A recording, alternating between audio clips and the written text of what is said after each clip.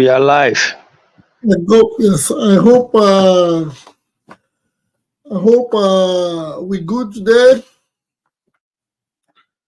Yes. Good day, everybody out there. It is another day again with us at Upper Reporters and Talks, the program where we discuss and give our unbiased and unreserved opinion on the issues affecting the social, political, economic welfare in Edo State, across Nigeria, connecting Nigerians home and abroad. Today is the 29th day of July 2024, and we're in the studio live for our 45th edition, our 45th episode of the program. As we know, as usual, there are exciting topics for today, and but first I'd like to introduce myself. As it goes, I am Obizo J, and due to some special upgrades, my host is not available in the studio today, but he's somewhere behind the scenes. Yes, so I will be moderating and I will be hosting the show for today. Basically, we kick off. Yes, I apologize. There were 1 or 2 minutes delays, but there's no big deal.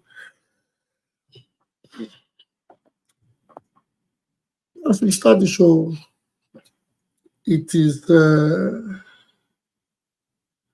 rules remain same.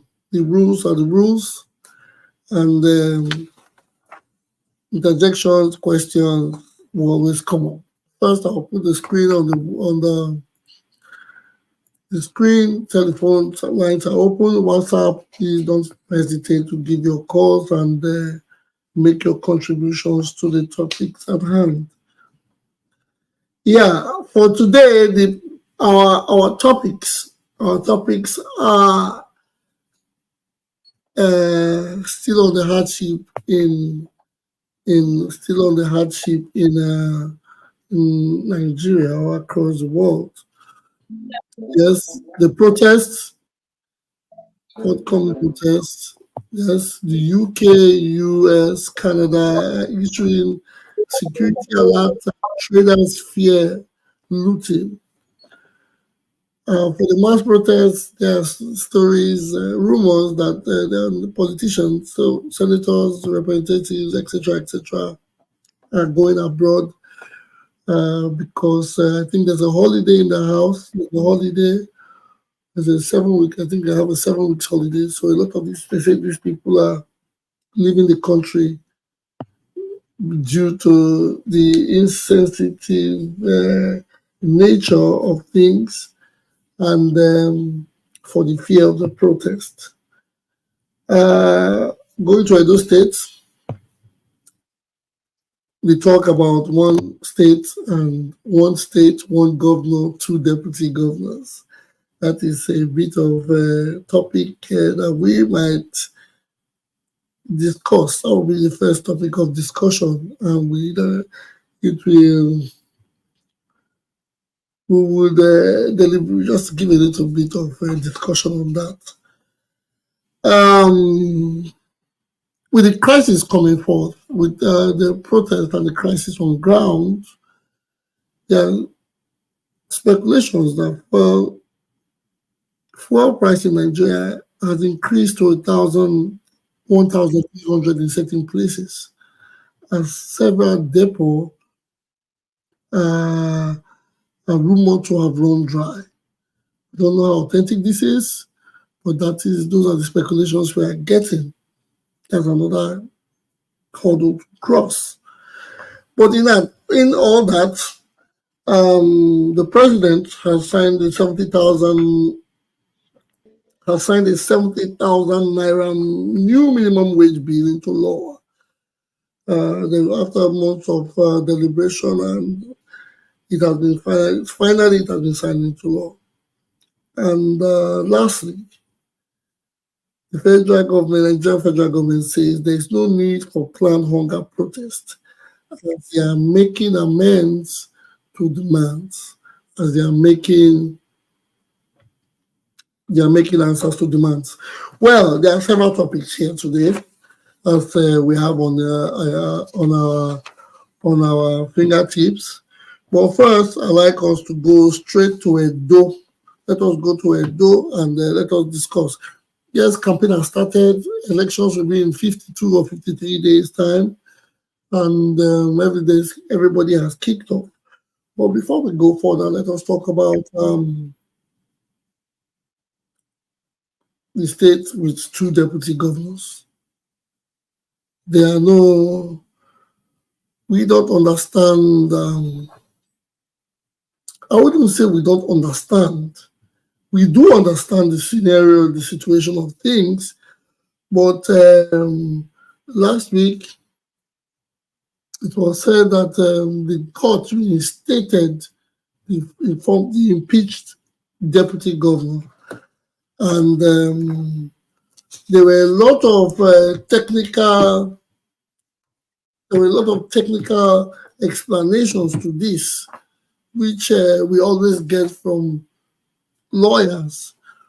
Now is the former deputy governor back in his office, or is he working from home? What happens to the current deputy governor as it is? Well, first of all, I don't know if Epai Gariba is available to talk on this matter. Yes, I'm here.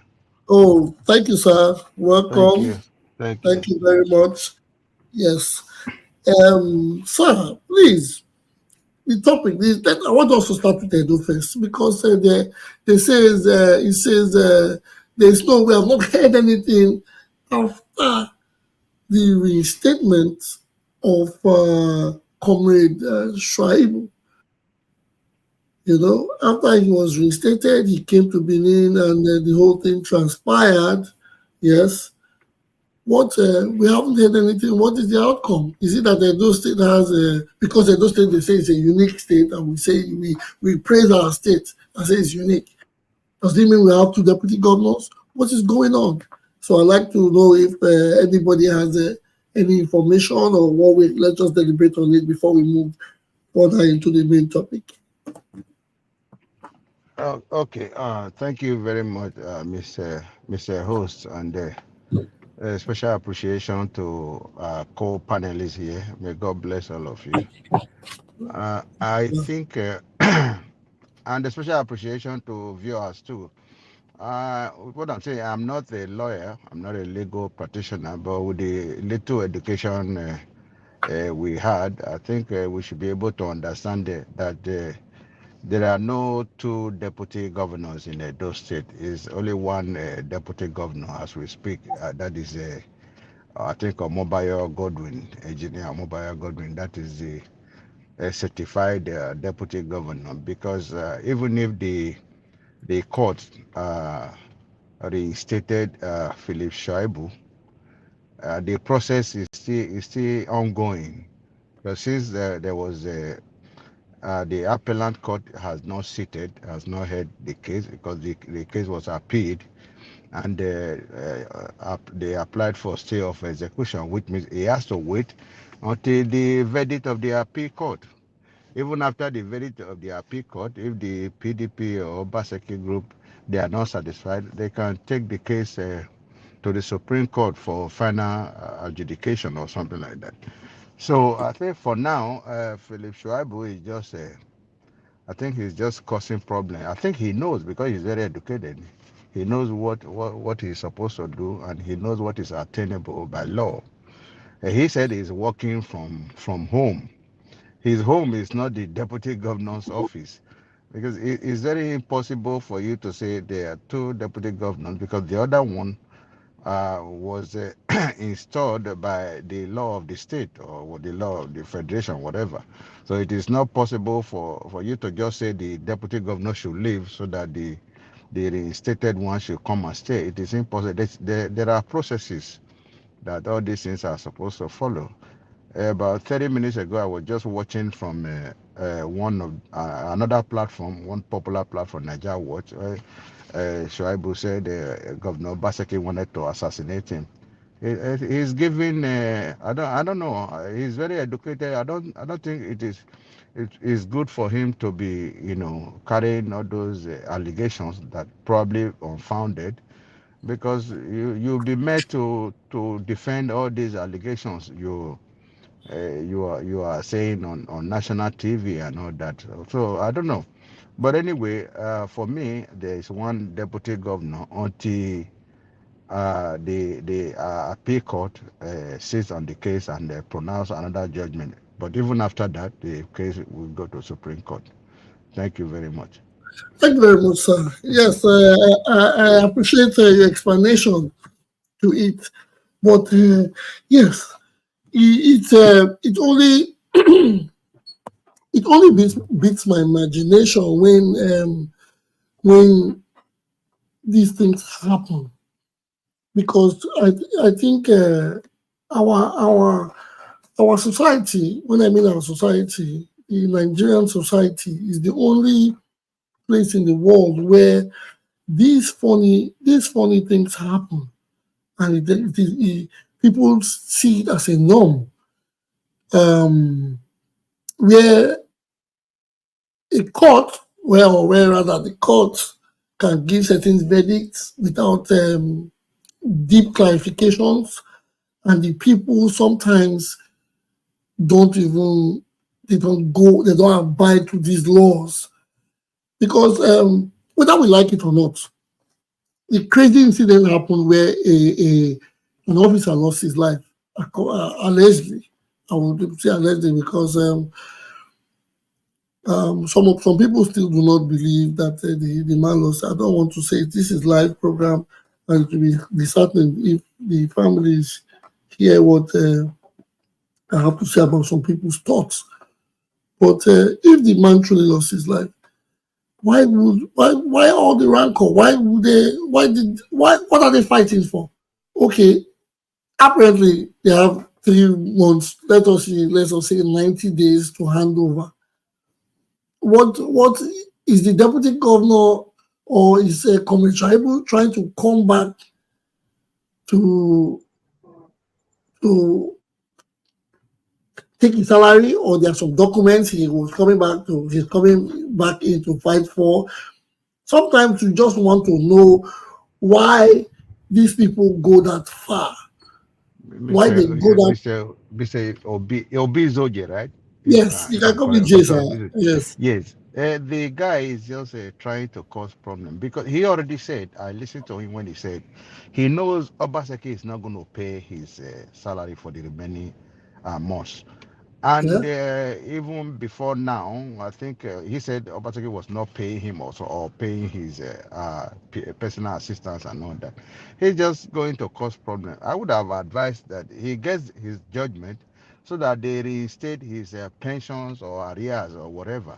But for him to sit there again as a deputy governor, that would not be very, very impossible in my own thinking, because we already have one, sitting there. So I think he should just walk towards, you know, uh, reinstating his name and image, because he has been impeached. If the court declares it, the appellant court declares him deputy governor, which means the impeachment will remain null and void, and he regains his morals and image. But all this is they just grandstanding. He knows it's not be Niger. Wait, he not go work now. He just a cause. Maybe he wants to be recognized or noticed by the party he went to. I don't know. But they should save us, because they are causing problem for the common people. Because no development is going on because of all this problem they are yeah. causing. I think Whereas their children are not at home. It's the common people that are suffering it. So let me leave for other people. Thank you. Yeah, okay. Thank you, sir. Thank you very much. Thank you, the panelists, for having more people in the studio. And please, I'd like to take this to Mr. Osawaru. Mr. Osawaru, are you there?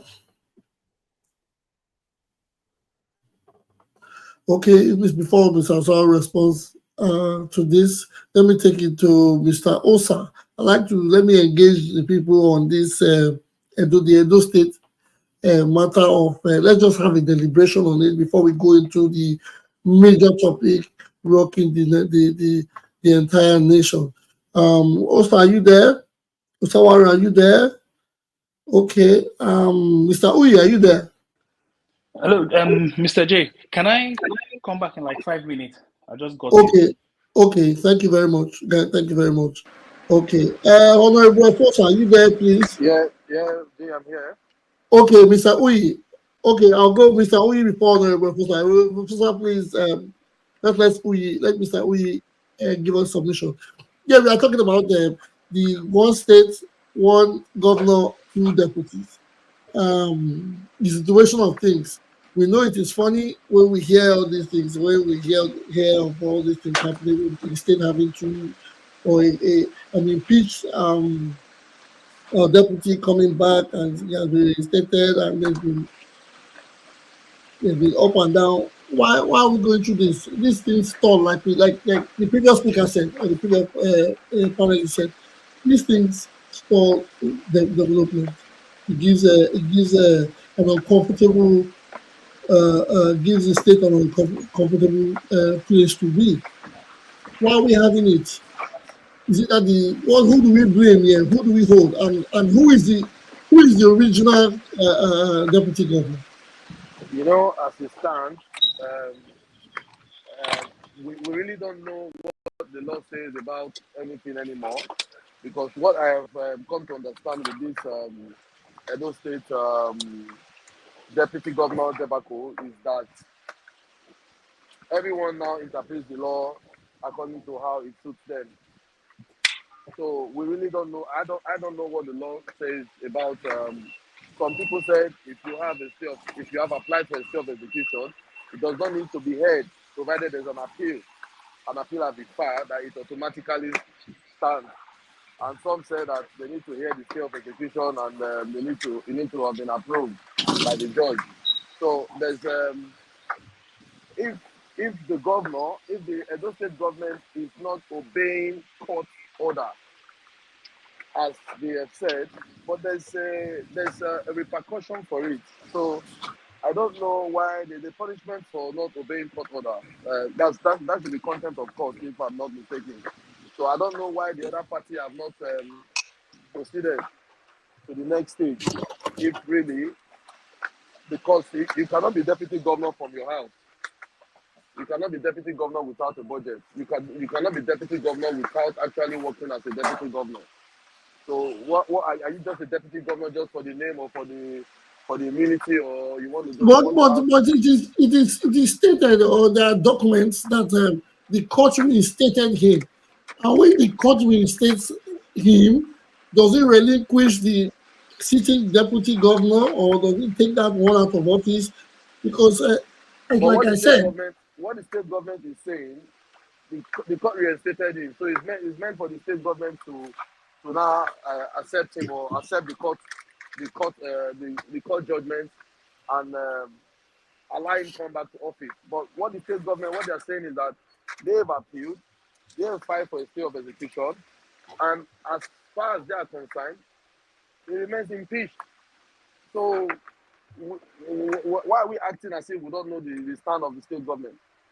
That's what the state government is saying. So if the state government is saying that, and he says he is the deputy governor, he's just the deputy governor. He's not functioning as deputy governor. It's his constitutional right to function as a deputy governor if he's got judgment in his favor. So what has he done to make sure that is functioning as a deputy governor? It's not just to appoint kitchen cabinet that is not recognized by the state government. You have no budget. You are not functioning as a deputy governor. Is it just for the immunity sake, or because you want them to give you police protection, or what, or to have that emblem on your vehicle? I don't think he's the deputy governor because he's not functioning as the deputy governor. That is clear fact. Okay, thank you very much, Mr. We, like I said, let's just make a few deliberations on this. Let me listen to what other people say before we go into the main topic. Honorable Apostle, are you there? Yeah, good evening. Good evening, sir. Yes, you know the topic, Good evening, and everybody. what is your submission? Okay, on the issue concerning the deputy governor debacle in Edo State, facts are facts, procedures are procedures. The court reinstated the deputy governor, the impeached deputy governor. And in law, or how we know it, obey before complain. That's the first line of order. You obey before you complain. You complain and you don't obey, it means you have disobeyed. And disobedience have its own, consequences. So on the other side, Governor Obaseki is not showing good leadership. If he claims to have applied for stay of execution on that matter, I know very well that for you to apply for a stay of execution, you have to go to the court, get the CTC. After getting the CTC, you apply, and the judge must hear your stay of execution. You cannot sit in your house and say, because I've sent my lawyer, stay of execution has automatically be effective. No. A judge, we're not in a banana republic, a judge must receive it and approve of it. And there are certain conditions for approving stay of execution. It's not every stay of execution you apply for that will be granted. So I don't know if there's any document out there that has shown that the stay of execution has been approved. If it has been approved, I'm not aware at this minute I'm speaking, but I think I followed up on that matter up to today, and I've not seen where a judge, because the judge on that matter, they said went on leave. Judge Motosho also went on leave. So I don't know if he's back from his leave, but if he's back, I don't know if he's approved it. So I've not seen any document saying that the stay of execution has been approved. That is one. Two, now, where there's a case that is a bit confusing. I don't know if it is for me. Who did Philip Shaibu take to court? I think he took those who impeached him. It's not Obaseki that impeached him. It is the House of Assembly that impeached him. I don't know if the House of Assembly has the locus to go and challenge him in court. So for Obaseki or the state government or the Attorney General of the state to join in that matter, they need to file to join in that matter. The Speaker of the House cannot on her own go and challenge that case. It was a consensus of a group of people called an assembly that impeached what was his name, Philip Shaibu. So in response, is it the House that is going to challenge the case, or is it Attorney General of the state, or is it Godwin Obaseki? The Speaker on her own cannot, because she was not the one that is impeaching. It was the House as a whole. So if the House is leaving now and saying that they want to go and work on that case, and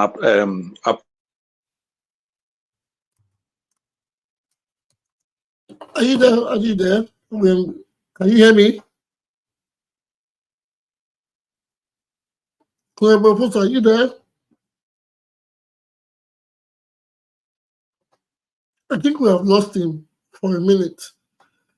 Okay. I was beginning to get enlightened about. Sorry, sir. It's the state House of Assembly that appealed the case and filed for stay of execution. That was what I heard in the news. Okay. I think he has issues with his. Maybe he has his device and the call has come in, but we have lost him there. And thank you, Gaiva, for the enlightenment, for the correction. Okay, the way it is, that is how we see it, and the same thing. sorry, host. There's something I would like to add in this Edo State House of Please, Assembly and the Deputy please Governor. come closer to your phone so that we can hear you I'm well. outside, so it's a little bit difficult for Okay, me. okay, Yeah, I said there's something I just love to add because okay. none of us we just here talking about a case that we really do not really have a very good information about. You understand me? And I don't think we are close to the lawyers or we know the facts of the case. So it's difficult to just say this happened, this did not happen. They've not filed for this. I think they fight, there's an appeal on that case. And what I don't understand is that if there's an appeal on a judgment, if the judgment is appealed, does the judgment still stand while the appeal is going on? I don't understand. You understand me? Yeah. That's what I'm trying to get. Because since I was born, I know that if, like, say for example, so a man is sentenced to death, will you go ahead and kill that person while he has appealed that judgment? So what if he wins the appeal? Well, okay. That is another yes. That is another part of the So yeah. I really don't know the But you know when we talk. Honorable Professor, are you back? Can you hear me? Okay, yes, I'm back. Okay, please we yield. Let Honorable Professor finish. Okay, please can you Okay. continue? Okay, my network went off. I don't know where I stopped, where I was. I think I was on the second phase. I said Yes. I was trying to clarify who is appealing the case. The judge needs to know now. Is the speaker the one appealing? The speaker does not have the locus to appeal the case because she was not the one that impeached him. It was the state assembly that impeached him. So it is either the state assembly come together and put up a document, file a case that all the assembly members are challenging the judgment, and which is not possible. That's one. Now, let's agree, because I saw the document that is the Attorney General that is going to appeal the matter. Before you now apply for stay of execution, you have to apply to be joined in that case because you were not originally in that case. So if you are Attorney General, you were not in that case, now you're going to file for stay of execution. Under what basis? You must be joined in that case first. So if Godwin Obaseki is not joining the case, or Attorney General is not joining the case, you will not get an automatic stay of execution. It must be applied for and it must be approved before you join in and get your stay of execution. So those two things right now are the things causing the problem. 3, the issue of Philip Shaibu declaring himself as the current deputy governor is because of the pronouncement of the courts. The courts specifically, explicitly said, reinstate this man as the deputy governor. So if you want to obey the courts and go and file for appeal, like someone just said just now, if it was a case of death, someone was sentenced to death, that's why the court knows how to handle such cases, and they will not give a judgment where there will not be case for appeal. You understand me? So the issue on ground now is that, is Godwin Obaseki obeying the court? No. And 3, like I was going on before, should this matter get to further cases, Obaseki has disobeyed the law. If you cannot apply for a stay, allow the reinstatement of Philip Shaibu come into play. Even if you don't want to give him office or that, be a law-abiding governor. I will obey the courts. Whenever they grant me my appeal, I appeal. You understand? So I don't see the reason why they are saying there are 2 deputy governors in the states, when the court has clearly stated that this man should be reinstated. And there's no document out there saying a stay of execution has been approved. Because right now, a party who is not joining the case cannot go and secure a stay of execution. So that is where the real problem is. So if Obaseki has not had the opportunity to join into that case, he cannot get a stay of execution. So they are breaking the law. And these precedents are things that will, in the future, haunt future politicians. And if it goes that Philip Shaibu the appeal court continues to give him judgment, all the remunerations will be paid to him, either by Obaseki or by the next governor. I rest my case.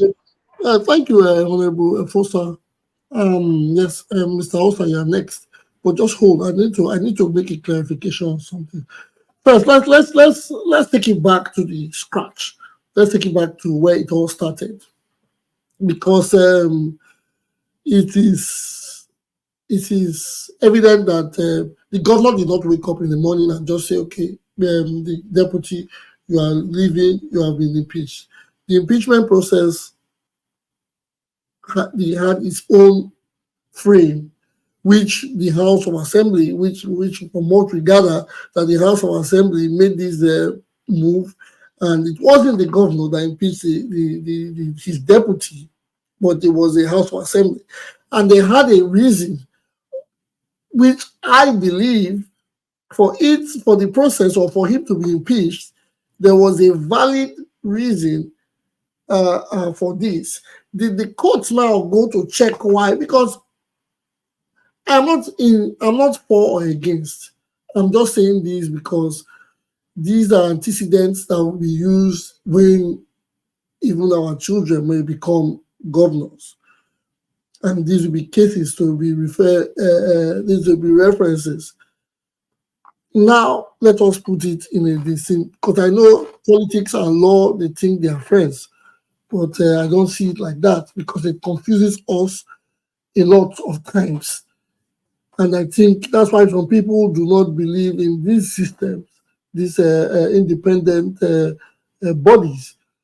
Now, a man has been impeached. A man has been impeached for, let me say, a crime that has been committed, and he has been found guilty. Now a court is saying he should be reinstated. Did the court not check the reasons for the man's impeachment? And is the court saying he did not commit a crime, or did the court not agree to the terms for his impeachment? These are the little things I want to say, because it's a case of we can use the man that has killed somebody and he has been found guilty, and the court is now saying he has not been found guilty, but we know he has killed somebody. He should go back home, but we know he killed the person, but the court now is saying that he's not guilty. Because we should look at the reason why the man was impeached. That is the first point of call. Is he guilty of it? So why is the court reinstating a guilty man if he was found guilty in the first place? That is my own say. Mr. Osa. Can I quickly come? Sorry, please. Can I quickly come in so I can clear the air on that? Okay, please. If I'm permitted. No, go ahead. Impeachment process is not a charge for guilt. It is a confirmation of accusation. Impeachment process is not pronouncement of guilt at all. No. Impeachment means the accusations are not legitimate. We have accused you of this, and in order not to spoil the thing that we are doing here, please, you remain impeached. So what they took to court, what Philip Shaibu took to court, is that the reasons why I was impeached are not found in, they are not matters, because there was nothing concrete the court could look into and hold on to. You get it? On that case of the man, you said if a man was sentenced to death, you know, the court always say you cannot barb a man's hair in his absence. You understand? So if the man who was sentenced to death is in court and a pronouncement is made on him, then and there his lawyers will file for stay of execution in the presence of the judge immediately. So now, the people that took Philip Shaibu took to court, you understand? He took the Edo State House of Assembly to court, and their lawyer was present there. And the Edo State House of Assembly is not an individual, it's an entity, an organization, or rather an institution. So the court knows the process for dealing with an organization or an institution like that. It is different from giving judgment to an individual. So that's why you cannot bring that case of, if it was a man that was sentenced to death, will you go and kill him while he still has chances to appeal? They are two separate things. You understand? So the case of impeachment is not pronouncement of guilt. It's not confirmation of guilt. So Philip Shaibu cannot even be arrested or say that he has been convicted. There's no No, conviction. no, sorry, He's not convicted honorable. at all. Sorry, honorable. Okay. Okay, thank you. I didn't mean All that. right. Sorry, honorable. I didn't mean when I said that when I used that example. What I was trying to say is that if there's already an appeal filed, whether the person has got the locals standing to file the appeal or not, it must be heard at least. Then when you hear it, you strike it off that the person that filed this appeal, people that file this appeal, they don't have the local standing to file the appeal. But you must hear the appeal first. You cannot strike it off without hearing it. That's how I understand law. Or am I right or wrong? If I'm wrong, let me know. Okay, thank you. Let's start from Osa because we have a full house. And Okay. Mr. Osa, please, what is your taking on this matter? Good evening, everybody. So I'm going to start from where we are, i.e., what we're just saying now. So what we need to understand is this: the court, the Federal High Court, heard that the procedure, the reason for overturning the impeachment is because the court said that the House of Assembly did not follow due process, not because of any other thing, because the House did not follow due process. It's just like, let me give you an example. In a criminal or civil matter, there are laid down procedures. So if the law says a pre-action letter needs to be sent before a case can go on, and the case goes ahead without the pre-action compliance with the pre-action letter, that case, if it goes on to judgment, can be overturned. If the ruling comes out and is in favor of the party who erred, it can be overturned. So it's a process thing. Okay? Can you still hear me?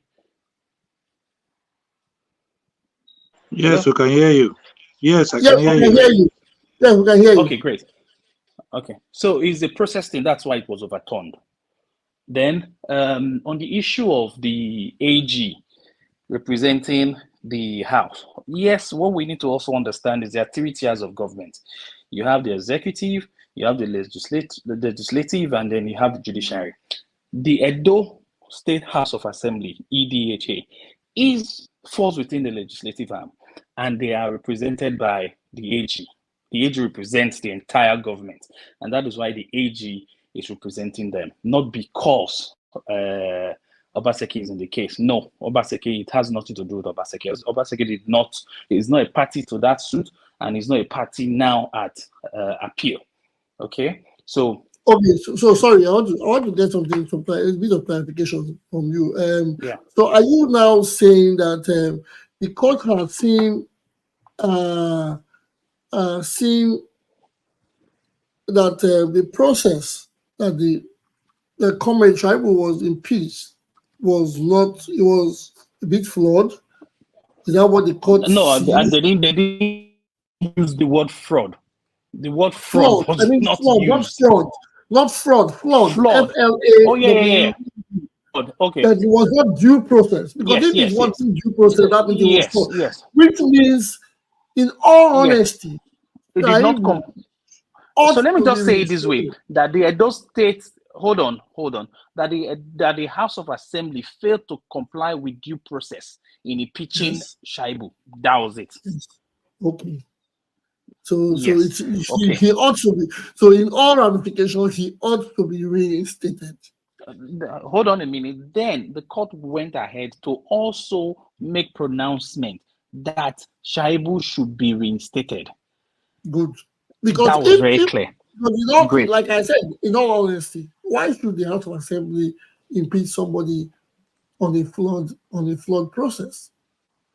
It can happen. It's not because it's not.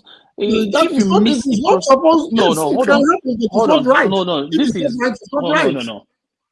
no. Junior, hold on. So they might have missed one process or one procedure. Okay, and that would be enough to overturn that decision. Like in a criminal matter, if one evidence has been tampered with, it may just make the entire case turn on its head. So if they've missed one procedure, then yes, it's enough ground. That's why people go on appeal, then you then challenge that process and challenge all of that. So that's why there is appeal. So it's not just at that particular court, it ends there. Okay, so it can happen. Yeah, I'm not saying it can happen. So let's not. I don't think we should bother ourselves on that because we don't even know which of this is not to me. It's not a major issue because this is the friends having a couple on the same lunch table. So if the Shaibu is then okay, after that, I think the AG then filed a motion. Okay, filed a motion. I'm trying to recall now. An order for stay. What's the other one? I can't remember what it was again. So they filed that motion, and then they were telling, I think one of the prayers, so also restraining.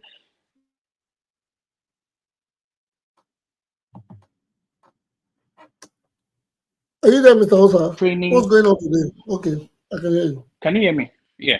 Yeah. Okay. So there are two from my research. There are two applications. One, stay of execution, and then I think the other one is to restrain Shaibu from being reinstated. Okay, and then there are all grounds, there and all of that. And also they were still saying that even if at the end the appeal court decides in favor of Shaibu, there will be monetary compensation as well. So there will be no problem whatsoever, and that's how it has gone on. And if there is, from my own knowledge, from my own understanding, if there is a pending application for stay and restraining order, what normally happens is this: parties would wait for that to be heard. So take, for example, someone says someone owes you money, and then the court of first instance says, Junior, you are entitled to Mr. A paying you so amount, and Mr. A says no, you're not entitled to that. I'm going to appeal that, and then it has a stay of execution. You cannot enforce that judgment because normally you have to go through all the necessary garniship proceedings and all of that, but you can't because there is a pending motion before the court. For Shaibu to get this reinstatement, because there is an act to be done, it's not just declaratory, there's an act to be done, it will still go back and get an order to execute, or get I've forgotten what it's called now. So if he goes back, the court cannot grant that because before the court there is an application. The court cannot turn his eyes from the fact that there's an application. So instead, just hold on, let me decide on this application. Even if the application is in your favor, they have said that you can be compensated in money. So it's a win-win for him. That's the way I believe the court sees it from my own layman's perspective. Okay, so that's where I'll draw the curtain for now. Yeah, thank you very much. Thank you. Are you done? Thank you very much. Yeah, we have deliberated on this. I would love for other people to have their input, but I don't think it's what we have to start flogging. Kind of flogging is a process because there are other issues that I like to deliberate on. I would like to get educated on, or I would like us to deliberate on rather. And these are issues. It's not just an issue from or a topic from Edo. It's in general. We're talking about first the protest. The protest is still on and is making waves. It's or the plan for the protest, not like the protest has started, is causing a lot of questions here and there, putting everybody in check. Yes, we talked about it in the last episode, and we are back on it again. I'd like to bring that to the forefront. Well, before we talk about the protest, there are two things that, first of all, the 70,000 naira new minimum wage has been signed into law after a long term of deliberations. I think in the protest The protest, one of the protests, what's it called? Demand was for minimum wage to be increased to 250,000, I think, on the list. I don't know how authentic is that, but the minimum wage 70,000 naira coming into law has been signed by the president. First, it doesn't sound like good. It doesn't sound like big news to anyone, and is it because of the heat that's coming on? That's why this signature has been made, or the bill has been signed. And secondly, does it change anything? Because how many of these Nigerians work for government or work in on the minimum wage sectors? Majority of these private sector, the majority of people in Nigeria work for the private sector. I think the biggest, one of the biggest employers in Nigeria is a private entity. So does that feeling for that? Let's talk about it first. Let's go before we go straight to the protest. But I would not. I would ask a different person entirely from the previous one. Sake, are you there with us? Yes, Sake, sir. Yes, I'm yes. here. Thank you for having you here in the studio with us. Now we're talking about the 70,000 naira minimum wage bill that has been signed. Um, are there excitements to it? Does it feel like anything special has been done by the federal government, or do we think they can do better? Yeah. Okay. Thank you. Thank you.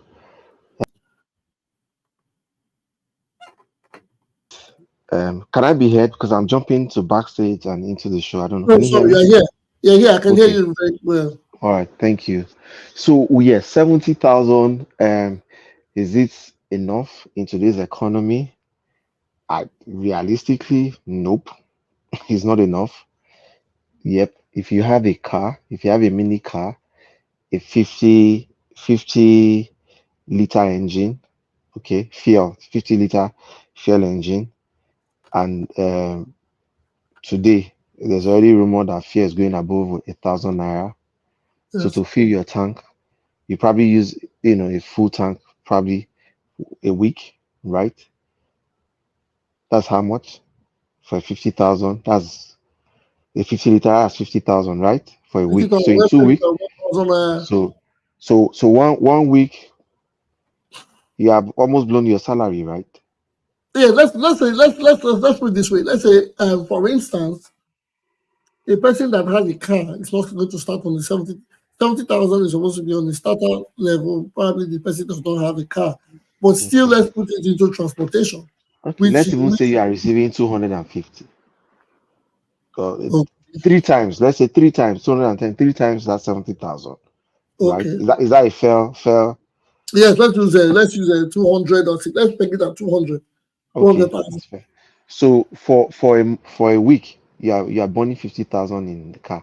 So for the 4 weeks in the month, it's gone, right? The salary is gone. Yeah, Okay. So let's even say, okay, conservatively, you are using, you are burning 30,000. You have feeding, you are going to feed, right? yes. You have other Wear, wear and attending tear for costs. wear and tear You for have vehicle. you have other attending costs at home. You have NEPA bill to pay. You have phone bills to pay, right? You have groceries to get. So it's for me. I personally I feel the 70,000 is late. 70,000 should probably have been paid during Jonathan's government, not even this government, right? But it's not for what I would have expected our government to do. Yeah, is the quick fix would have been subsidizing of transportation.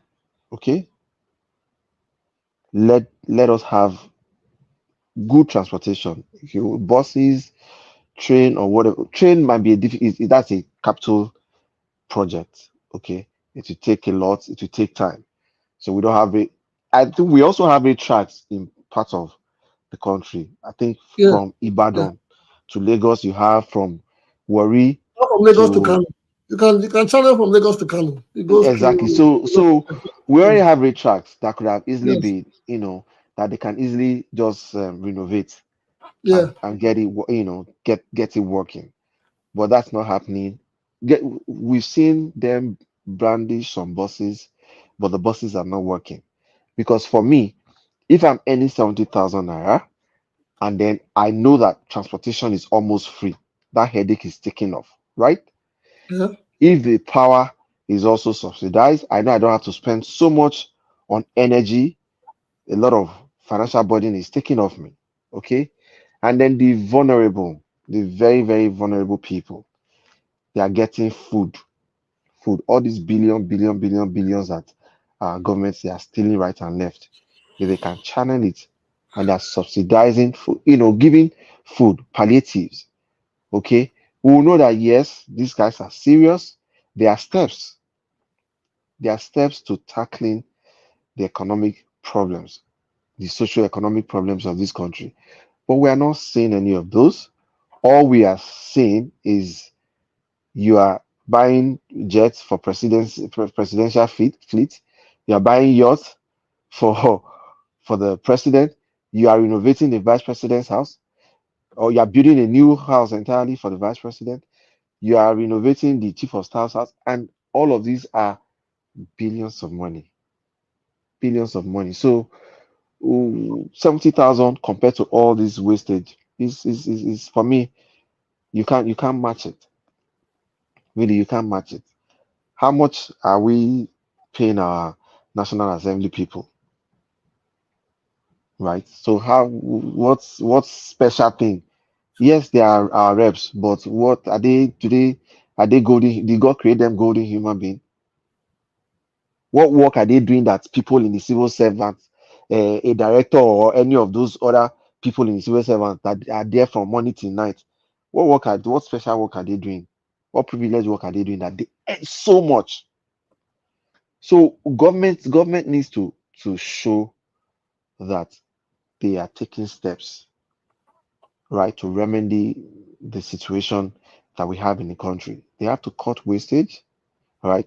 Like I said the last time, I don't know who the organizers are. I don't even know what their demands are. I heard you now saying that part of their demands was minimum wage to be 200 and something. I haven't For the, seen, yeah, yeah. I haven't seen what the demands are. If I wish I know these people. I would have told ask them, let them include that. Let us remove or reduce that National Assembly. It should be a part-time job. Yes. That National Assembly should be a part-time job, nothing part-time. You don't even have to don't come to Abuja. You, we pay you for network. You have your system. We can buy your system, and then we join via Teams or Cisco or whatever means we want to join. We deliberate. Zoom link. You can do anything you There's want. Zoom. You do understand? We deliberate. They don't Cut have to all be in. those. They don't Cut have to all. live in Abuja. I'm telling you, all They don't have that's to live in Abuja. spending money. There's too much wastage on government funding the government itself, and this is why people are not happy. This is why people are want to take to the streets. I don't know if you have seen videos of Abuja today. Are No. we going to war in a democratic dispensation? Your What? How citizens are many? on. Sorry, What? How? What pictures? What pictures did you see? the military show of force, bringing out They're rolling soldiers. out the place of the. They're rolling out the I'm place of telling you, rolling out as if what Nigeria is going to war. Really?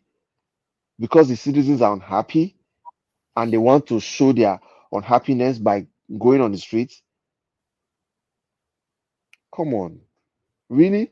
So well, we see we have a long way to go, sir. We do have a long way to go.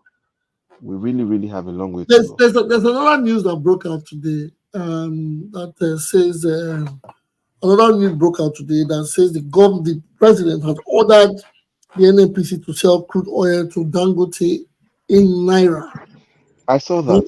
You saw that too. I saw that. Yeah, Yeah. but this is what we have been clamoring since. It didn't make any sense. First, not to sell crude to Dangote. It didn't make any sense for me. And also, it didn't even make sense for even if you were going to sell and you are selling to Dangote in dollars because you are further plunging Nigeria into dire stress. Okay, because if Dangote buys crude from you, in dollars, he's going to sell refined product to us in dollars. I No, mean, to the marketers in dollars. but the question I ask, we know the NNPC, yes, on international trade, dollar is the key currency. But does the NNPC and refineries, are they connected? Not, I'm not talking about the Dangote refinery now. I'm talking about the basic insurance. We are supposed to have three major refineries in Nigeria, right? There are moribund that are obsolete. They are not. The- Those refineries are not working. okay. They say they are not working. Four refineries, sir. Four refineries. Okay, four. We have Because we every have time we we have hear, we have we have Port we hear Harcourt, we capacity. have Warri, we have Kaduna. Ori, we have Kaduna. Yeah, That's the three I know. The river, there's a Port they are Harcourt. moribund. They are moribund. They are not working. They said two They, in Port Harcourt, sir. Two. they are not Oh, working. Now okay. remember when these governments came in May last year, they promised that Port Harcourt refinery will start working December of that year.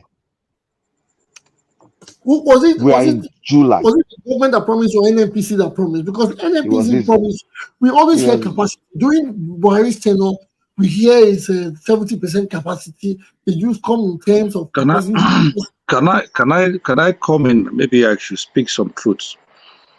Our refineries are working. Let me tell you the truth. Our refineries are working, but they cannot function because interests who do not want those refineries to work are beyond the presidency powers. Dangote is part of these people. You know, Dangote is an importer of petrol into this country. He has license to bring in petrol into this country. So how can you own license to be an importer of petrol and you now have a refinery? Dangote said Nigeria government is not giving him crude, but Dangote is refining diesel. That his diesel is in the market.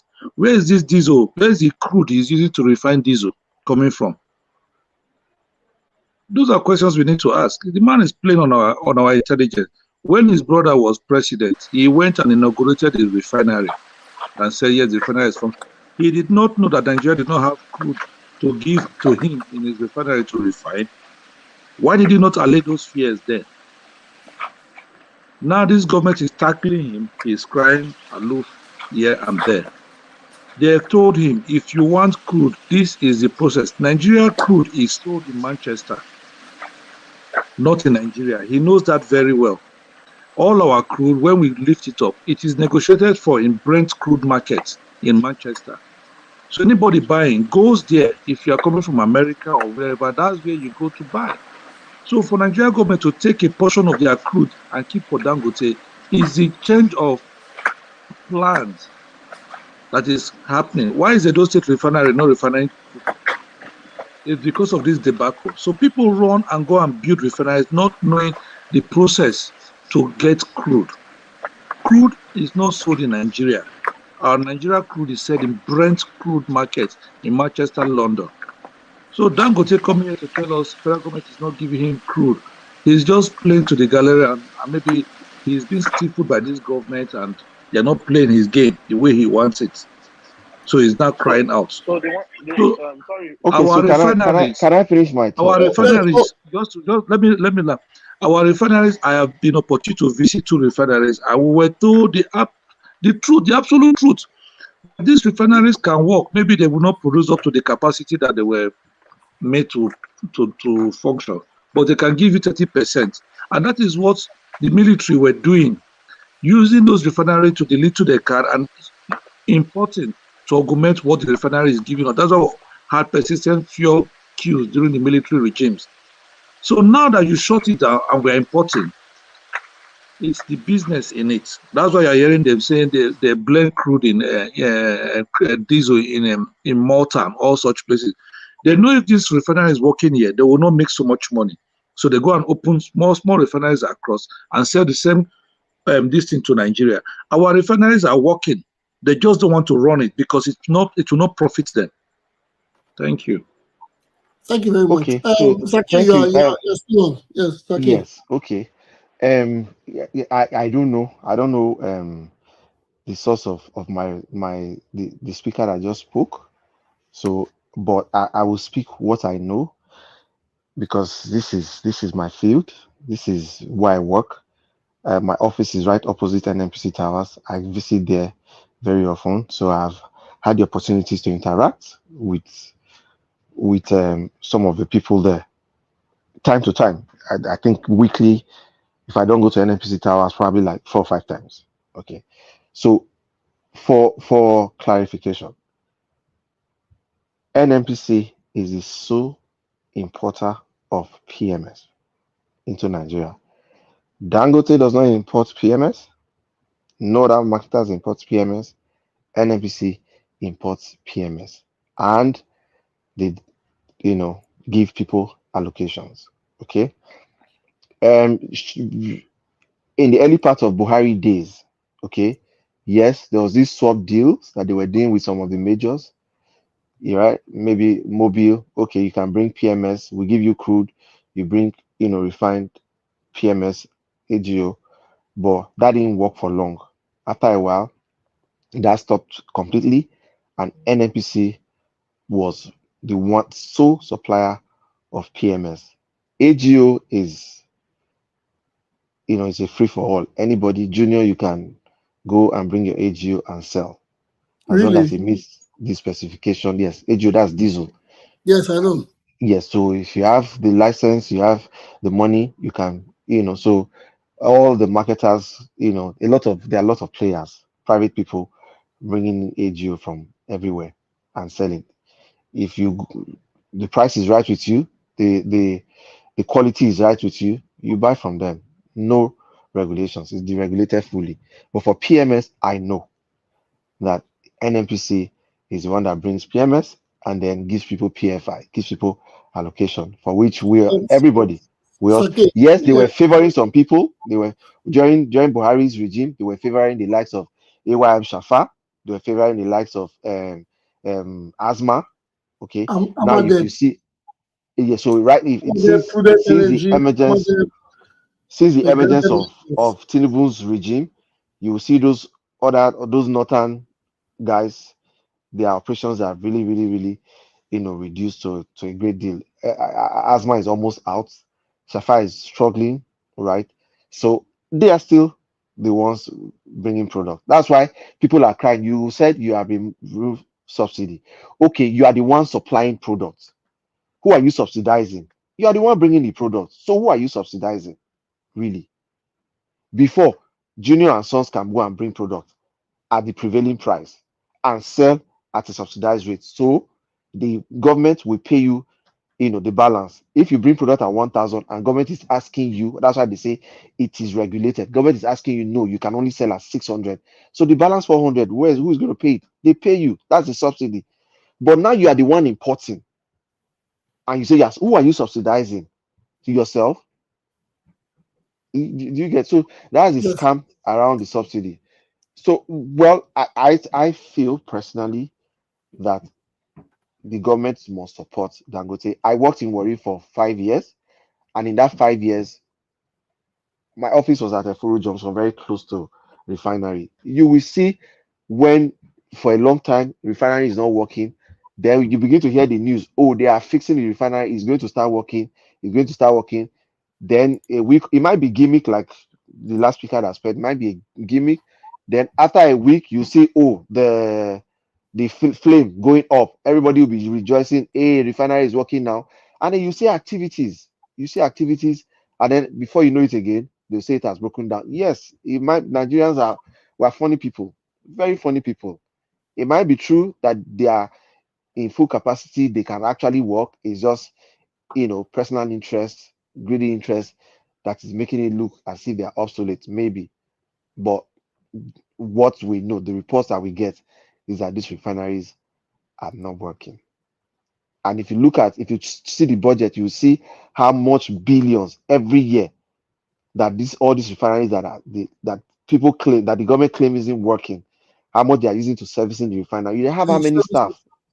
You have how many staff? You are paying salary. What work are they doing for a place that is not working? We have a very funny country, funny people that we are dealing with, really.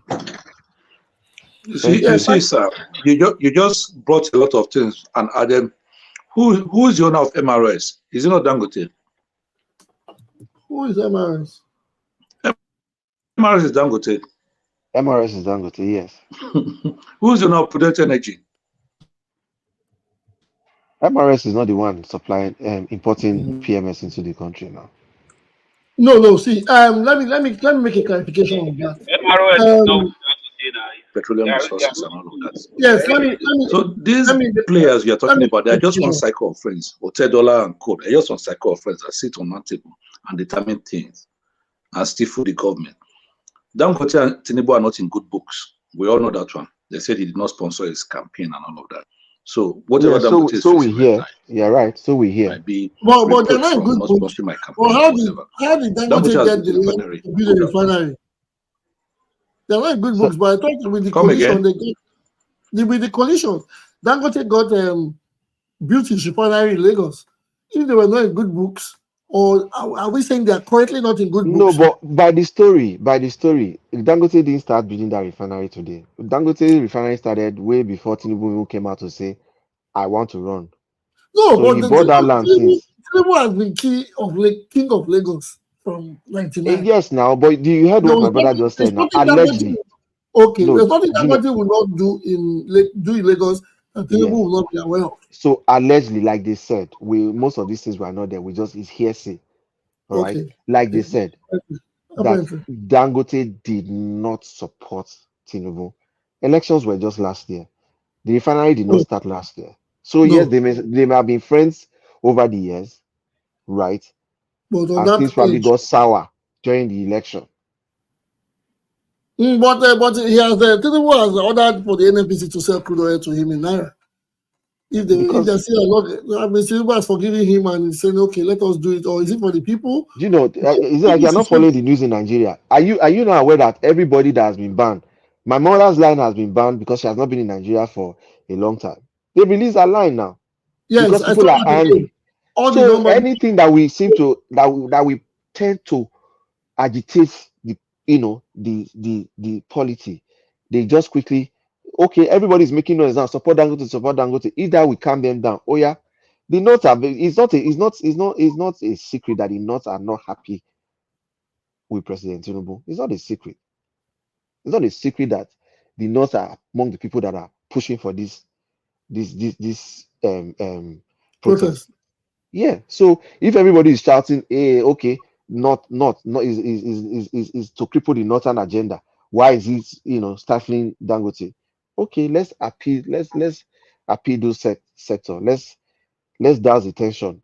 Do this how long is it going to continue? Let's see. Let's watch and wait. For me, I believe sometimes home goods should be sold at home currency. Yes, we know the dollar thing is, I don't know, the Americans and their dollar thing, they're putting on everybody's faces. But if we have crude oil, and after everything, the exploration, not refining, drilling and all that, they should have local refiners or local refineries. Those local refineries, we don't have to do the dollar thing on them. If we have crude oil, we can sell our local currency. So my last, thank you, sir. My last contribution, because okay, go ahead. My last contribution, so I can allow other people to also contribute. Yes. I don't know if anyone on the platform also, because this Nigerian government, they are a form of gimmicks. I don't know if anyone can corroborate this story that came out that our crude oil for the next, is it 5 years or how many years? That Buhari already sold it. I told you guys that was a bloody hoax. How can they sell the crude oil to rich people? Why if they stop using crude oil in the next 12 years? What does they be paying for crude oil? How does that work? No, People said people plan ahead. If you are going to people stop, said no, that Buhari load money and the dividend is to collect crude oil, all the crude oil from Nigeria for a long time. All those things. It's Twitter's strength. When they are on Twitter, they spread it. There are people that will make these things get and look real. So we should not take that as anything. Or if Buhari would do that and Dangote was building a refinery, where was he expecting Dangote to get the crude from?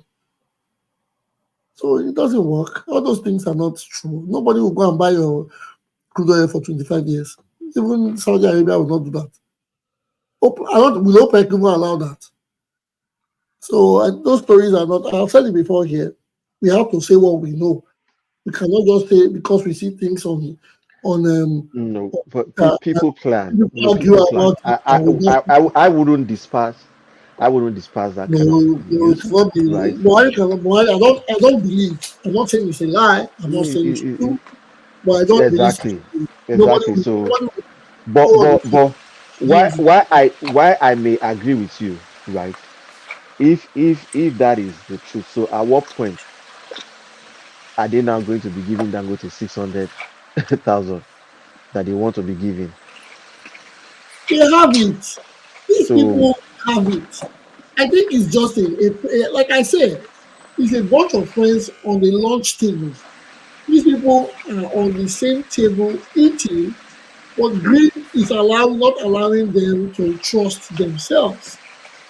That is just it. Because the same set of people have been dealing on these crude oil things for over 3 decades. It has not trickled down to any new person. Yes, they have been the same NNPC story from from uh, from time to date. Now it's NNPCL. They're trying to make it look like it has been brandished into a new reform. It is the same thing. And you see these Northerners speaking like they drill the oil from their backyards. No. So there's this spirit of entitlement when it comes to crude oil, which is it's one of the biggest in the world.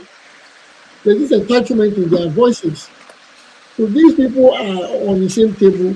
When they get into little disagreements, the stories like this pop up. You hear Dangote coming out to complain that there's something in Malta.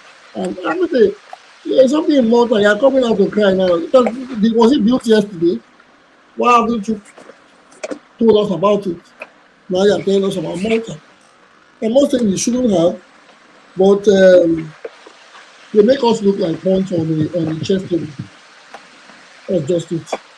Well, let me not move. Let's not waste time. There are other people, and then first of all, I want to read something. There's a fact on. I don't. It's when I say fact, I googled it. It's on Google. As of October 2023, the Nigerian National Petroleum Company Limited (NNPCL) has been the sole importer of premium motor spirit PMS in Nigeria since 2016. I don't know what I say.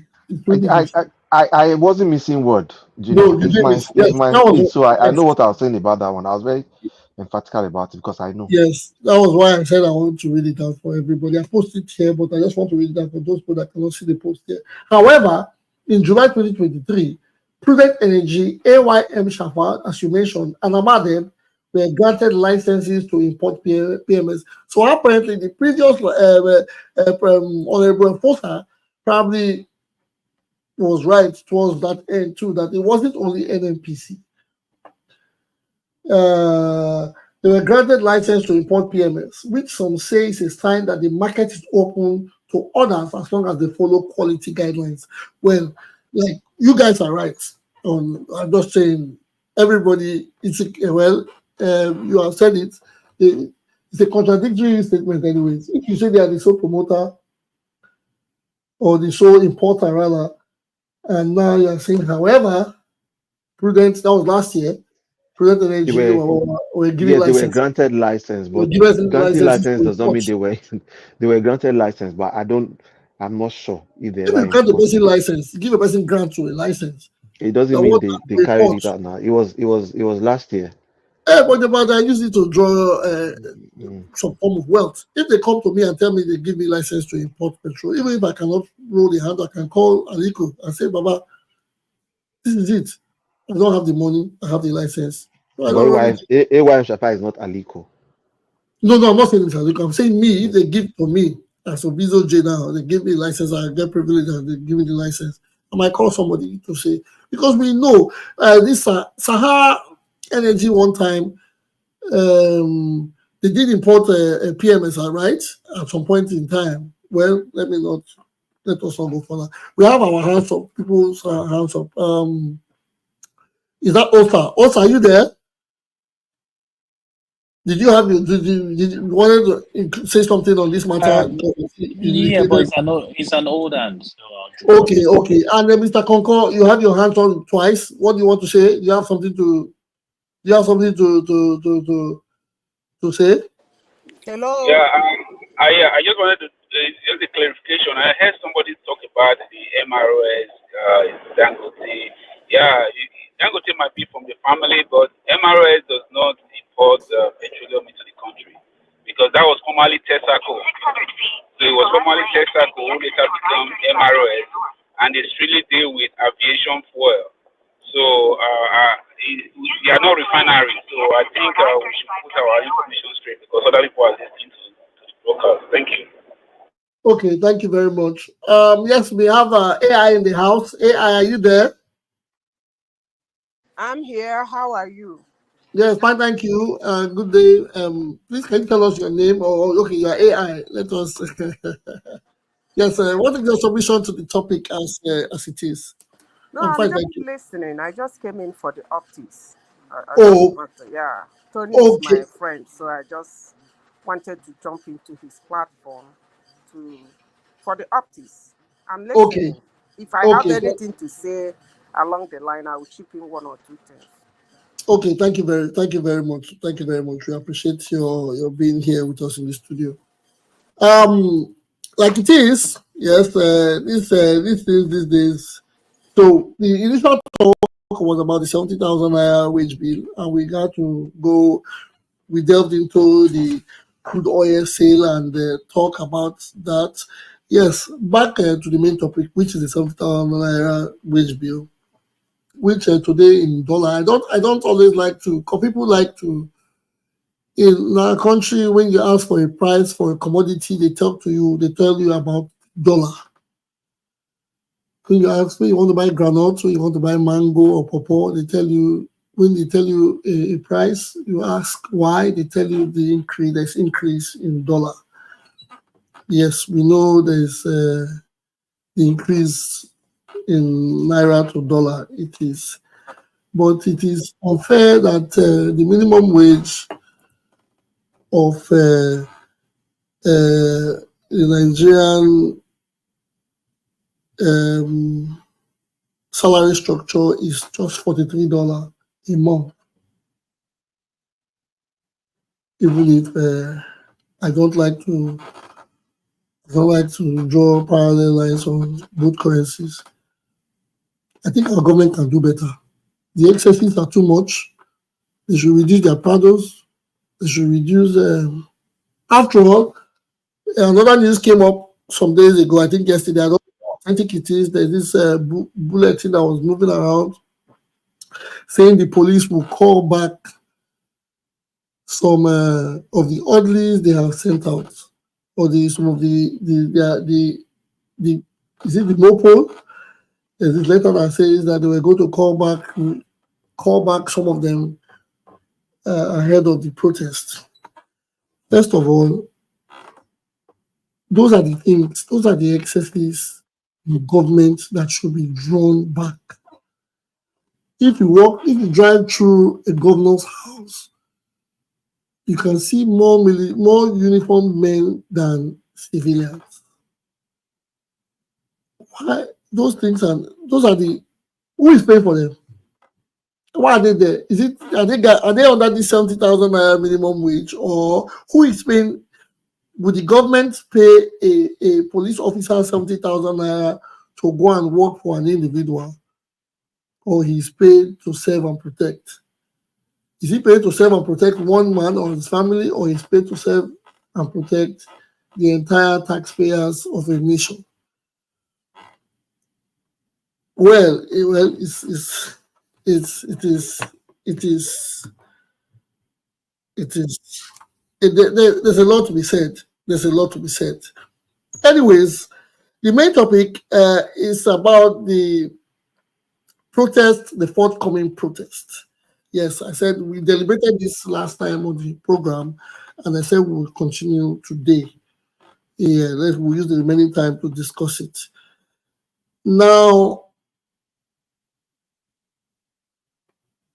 the protest has brought a lot of attention, has given attention to people in and out of Nigeria. Even our politicians have sat up and they've been deliberating towards um, this matter. Although they are saying there's no need for protest, that the government is working. You hear a governor saying there's no need for protest, that the president is making things happen. He's forgetting that he's a governor of a state and he ought to be held accountable for what happens in his state. But now he's giving assurance to the people that he governs that the president is working on their demands. What is he doing as a governor? Is he not part of the people that ought to be held accountable, or part of the people or creating the reasons for the protest? I don't believe everything I read or everything I see, because these days, with the tense nature of things, you read crazy things. I heard in an interview that the government is planning, or they have proposed a 6 billion plan for the protest. A 6 billion naira plan. As the government now saying they are proposing a 6 billion naira plan for the protest. I don't know how. It was on one of, I think it was on channels that somebody mentioned it. Why is money involved in every? It's like when we were young. There's this joke that they say people will have reasons to drink. If a person dies, they drink. If they discuss, they drink. If they have parties, they drink. If they want to talk about a party, they drink. If they just want to sleep, they drink. Do we have to keep on spending billions in Nigeria to have things in place? The country, the people are complaining seriously about food, about security, about healthcare.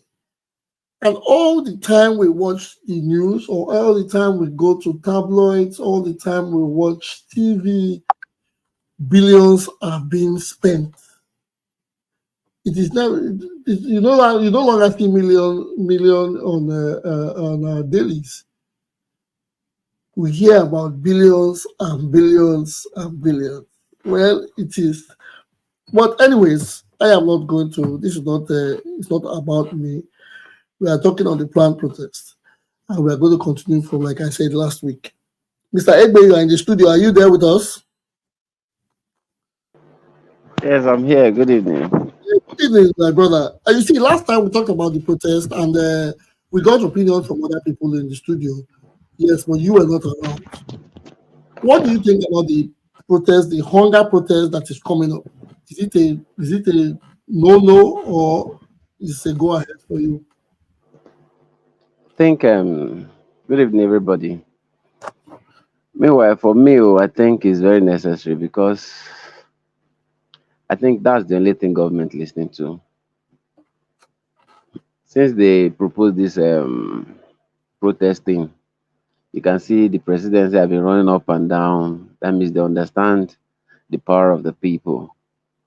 As we speak now, they've met with traditional rulers, they've met with governors and all that. They had several emergency meetings. Even today, the National Assembly that went for recess, they came back on emergency sections. So I think it should be organized properly because the major problem the government they are complaining about is the organization. They don't know who's involved and who's not involved. But some people are scared because if they should know the organizers, Nigerian government, they can decide to come for the organizers, they can bribe them, and if you refuse to take bribe, they might come against you and all that. But for me, one thing I understand about protest is that if the government doesn't want problem, I'm having a call.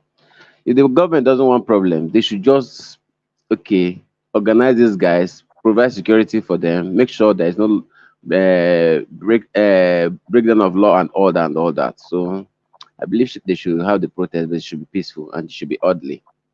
That's what I just believe. Everybody's saying they should have a protest. Yes, we should protest. Yes, I can think that until you're next. We should have a protest. It should be peaceful and orderly. How can you control that? First of all, you have a nation with a lot of hungry people, and a hungry man, they say, is an angry man. How do you control a person? How do you control 500 people, angry people, or hungry people? Let me use the word first. Okay, host. That's why in advanced country they have what they call riot police. I think that should be the mobile people. Police. That should be the mobile police. This our trigger happy policemen. They can just decide to do nonsense that day because they are not properly trained. You understand? Normally, this kind of protest there will be agitations and all that. But if there is security, and proper organization, I don't expect anybody to even go the other way. So we don't have good security. Tomorrow, that day you see military men everywhere now. And when is that same military people on the streets as if they are going to fight one another? They expect people to react now. Like that NSAS protest that happened, I can categorically tell you that in Benin it was somehow peaceful initially, not until they mobilized talks and all that. If not, it could have been a very peaceful protest. Wait, who mobilized talks? And the people that were they brought from out of town, or the so-called they were in town. It was in this in that it started from that airport road junction, Dogo, that was collecting revenue there. So he saw it as they were stopping them from the first 2 days. It was peaceful. It was very, very peaceful there. But when he now saw that these guys were stopping him from collecting his daily revenue, that was when he went after the protesters. And that was what triggered everything. So you can see how it works. Even in Lagos, they mobilized people to go and stop protests. Even in Abuja, the same thing. There was anti people. There were footages of buses of people and guys. I even took my time to even follow this Kenyan protest. Do you know that there is pro-government protesters in this Kenyan protest? And the people refused that. They resisted it. I watched it live. They were carrying sticks and others trying to stop the people, but they overwhelmed them. Even the policemen, some of them were even tired and all that. But they are discovering corpses in different places in Kenya right now as we speak, mostly in the capital, Kinshasa. So many corpses. So that's what I'm just scared of. Those are the fears. Those are the fears that's our biggest fear. Yeah. And now because of the kind of arms and ammunition we have on the streets, so you can't really tell. I think I'm just seeing different about it, or somehow I don't really know. I can't really explain because we have to really think deep. We have to really think deep. Yes, we want the protest. We want people to be heard, but it took so long to be planned. A lot, and the government will be really, really prepared for this. They might have their fingers on the what it means. And those people that want to take advantage of such situations too will have bigger plans. So to me, I wanted us to deliberate more on it because it is troubling. The people ought to be heard anyways. The common man has to be heard. But the agenda has to be plotted out. What is the agenda? What do the protesters now? We are talking about protest. We are supposed to know what protesters want. Is it power? Is it food? They say it's hunger protest, but some demands from them are not coming from the hunger. Yeah. Let me So even tell you what's even amazing. Like when I was even trying to follow up this stuff, I just saw somebody wrote, one of our demands is for the release of Nnamdi Kanu. That was when I just gave up on the whole thing. I said, sometimes you just see these things on social media. There can be one person that is making just trying to get some attention or trying to those be there. days we want to protest. If we want to go to the assembly, we Yeah, just go there without. Only want to go to the assembly, like we want to protest those days, we just go to the state assembly or the government house. We make our points and we have leaders. I remembered one time the last protest I ever went to in Benin was one organized by Kotisugbo when we went to MPDC. That we didn't have Edo people there. Those foreigners that were working there in MPDC when they were in Sapele Road. Before we went out for that protest, we conveyed at the Obakenzwa Cultural Center. Everybody dropped their phone numbers. We took head counts and all that before we went to that protest. No matter that the thing later went out because of some political reasons, but that's how a protest is organized. We succeeded in that protest. We went there, we met the management, and some people went to the office and drank tea and came out. Everything changed and all that. But that's how a protest should be organized. Know the people that are going now, know the organizers and all that, and have an agenda. What what are we protesting for? This is what we are going out for. Not today. You hear people from Lagos, the organizers, they are saying a hunger strike. They are demanding that the president should go. Then in the east, they are saying Nnamdi Kanu should be released and all that. So sometimes I don't even know which side to even follow in this protest. So that's why I'm just indifferent about it. Mostly in the south here, like the south part of Nigeria, I think they're not really serious about this protest. That's the truth compared to what I'm saying in the north. Like today in Niger, I heard there was a protest and all that. If they are crying of insecurity, I will understand very well because I went to Nasarawa. Those people are really going through hell. The major thing is farming, and they can't go to their farms right now. In Agatu in Benue State, they can't go to farm. Plateau, the same thing. So right now, those people are going through hell. So if they are protesting today for insecurity in the north, I will understand very well. Thank you, host. Thank you very much. Thank you, Mr. Igbe. Yes, we have IK Kings. IK Kings, where have you been? How is everything with you? I'm fine. Can you hear me? Good Yes, we can hear you loud and clear, but try to come closer to your mic so that you can be louder. I'm fine. I've been here and there. A lot has been going on. Edo state election is fast approaching, and we are doing as much as we can to make sure that we campaign and canvass vote for our preferred candidate, which is the APC candidate, Senator Modukbewolo. Anyway, I'm not here for campaign. Let's talk about the protest. You see, first, Nigerian media, our media in Nigeria is one of the problems we have in Nigeria today. I don't want to mention name. I would have mentioned. Our media is now so specialized in promoting or projecting the government of the day in a bad light, sending a wrong message and a wrong signal to the average Nigeria person. And again, our media have so much, bombard our populace with wrong narrative of things, making them now to believe that nothing good can ever come out from our government. Even if the government is doing something genuinely from a good intention of heart, an average Nigerian will see it as a scam, a means for government to loot public funds. And it is a problem. Not until we identify it as a problem, it will bring a bigger destruction for us as a people later. From what I know media to be, a media outfit should be unbiased in talking about government or talking about politics. But today in Nigeria, you will see a presenter, a major presenter in a nation is taking side with a political party or a political candidate, painting a wrong narrative of another. Those who are doing that, like I said, I don't want to mention names, but those who are following up the event of things, we know one or two persons who are always found doing things like that. Those who are doing that, they are not doing Nigerians any good. Rather, they are doing Nigeria evil. However, we must learn to understand that this protest we are talking about, Nigeria is trying to emulate Kenya. We are not educated enough about protest in Nigeria. How do I mean? When you check the population of Nigeria today, is over what they call it, 100 and something million people, if not 200 million people. And the average of that population are very much uneducated.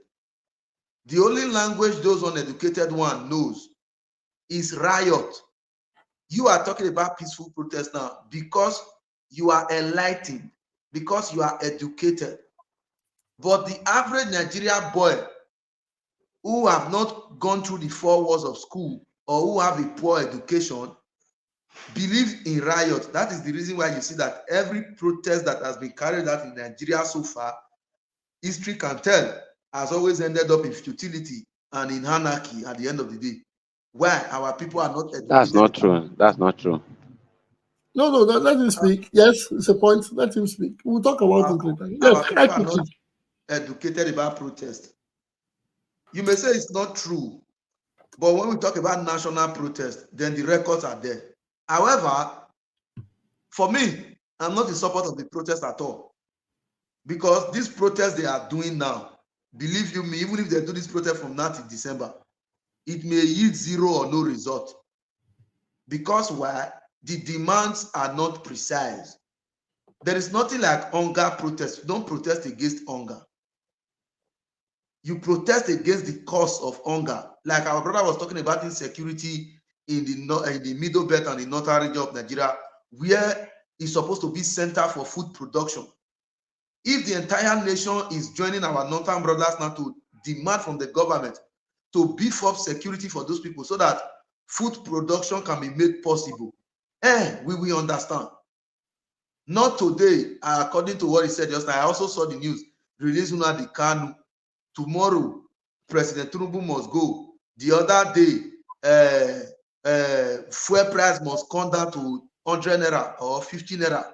The other day, this, the other day, that. We are not precise enough. And that's the reason why, if we are not precise as a nation, we are going for protest. Mr. A can be in the same Benin protesting for release Nnamdi Kanu, while Mr. B will be protesting reduced fuel price. Then Mr. C is protesting President Tinubu must go. At the end of the day, only one Benin, we have a mixed multitude. We will not make headway. You know, people are saying that the president has budgeted 6 billion to hijack the protest or what have you. It is a big lie. That is the reason why I came from the point of the media. The media have so much debt with us in this country that an average Nigerian see the Nigeria system as a system where an atom of truth cannot even come out. Even sometimes we begin to question the names of our political leader. It has gotten so bad. And it is high time we begin to set the record straight. If you make your due diligence and research on what Tinubu have done so far in his first 1 year in office, you will see that he has done a lot to make sure that he put Nigeria in the right track. But the media will never amplify it. The media will never talk about it. Why? They are always key. They will say bad news always get the way to the trend. So I don't know if our media houses are now reporting news for the trend, or they are reporting news to get the nation aware. It is a big problem, but people see it as a small problem. It's a big problem, and we are preparing ourselves for a bigger evil ahead if these things are not checked. As a matter of fact, the NBC, Nigeria Broadcasting Network boss should intervene, tell our media to take it easy on preaching negative news about our government. Go on the news. 80-90% of what they talk about is the negative aspect. What happens to the good things the government have done so far that people can see and have a little bit of encouragement? Like today now, Dangote came out some few weeks ago. He has been complaining they don't want to sell crude for him, NNPC, this and that. The president have given an order to NNPC to sell crude directly to Dangote, and as well sell in naira, that dollars cannot be used to trade inside Nigeria, trying to strengthen our naira, but nobody is talking about it now. But when Dangote was crying, it was all over the place. What do we stand to gain if we use our hand to burn down our own nation? And you must understand that Nigeria has been sitting on a keg of gunpowder for so long, and people are just looking for a little avenue to ignite it so that everywhere we burn. And those that want to burn down the country, they don't have the interest of the country at heart at all. If he's poor, it not concern them. If he's good, it not concern them. And they have nothing to lose. But you that is trying to build something, build a career, build an empire, build an entity for yourself, when the nation is in anarchy, it will take you years before you can get back to yourself. You see, this protest of a thing, like I said before, is not well organized. The sure worry, according to some people, they say that sure worry, now instigator that instigated it as we speak now, it's not even in the country. You are outside instigating people to cause mayhem to the nation. Like I will suggest, if I were to be the IG of police today, I will so much mobilize police officers to protect every police station and every police barracks. I will even collaborate with the military to protect every government infrastructure. You can protest, but if you touch government property, we will apprehend you. And after the protest, you will go in for it. But if by tomorrow, somebody wants to destroy government property and the police are even trying to apprehend the person peacefully, you will see the youth will start to fight back the police. Then you will not tell me now, I'm holding AK-47. You want to attack me, I should be looking at you. It will not be possible. So you see, we must strike a balance to these things. And sometimes, during NSAS the other day, people gather in Airport Road. They protested at Airport Road Junction. After a while, they say, let's move to the barrack. For goodness sake, what does the barrack have to do with NSAS? Oh, let's move to police headquarters, AIG Zone 5. What does AIG Zone 5 have to do with NSAS protest? Oh, let's burn here. Let's do this. We can still remember the last protest that happened in Benin when banks were vandalized, ATM machines were destroyed, and so on and so forth. How does that, bring answer to the demand of the people? Like I said, we are not educated enough to have a protest in Nigeria. Quote me anywhere, because the majority of our society are uneducated.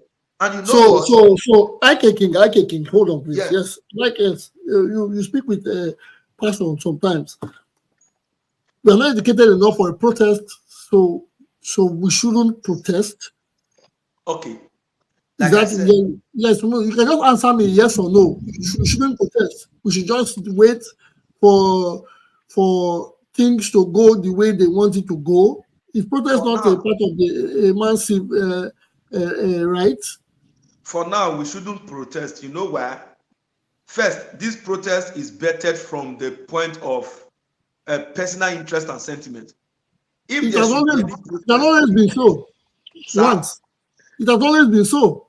Let me explain. If there should be any protest in Nigeria, it should be organic, not this pre-planned or premeditated protest where some people have gone behind the scene to plan mayhem. Now, you see, there are regions in Nigeria Is there a fact to your say? I want to explain. There are regions in Nigeria that are facing high level of insecurity today, southeast, the middle belt, and so on. When when protests happen in that region, there is every possibility that those militants or bandits can even take advantage of the protest, infiltrate the protest, and burn down the community, destroy things, kill innocent people.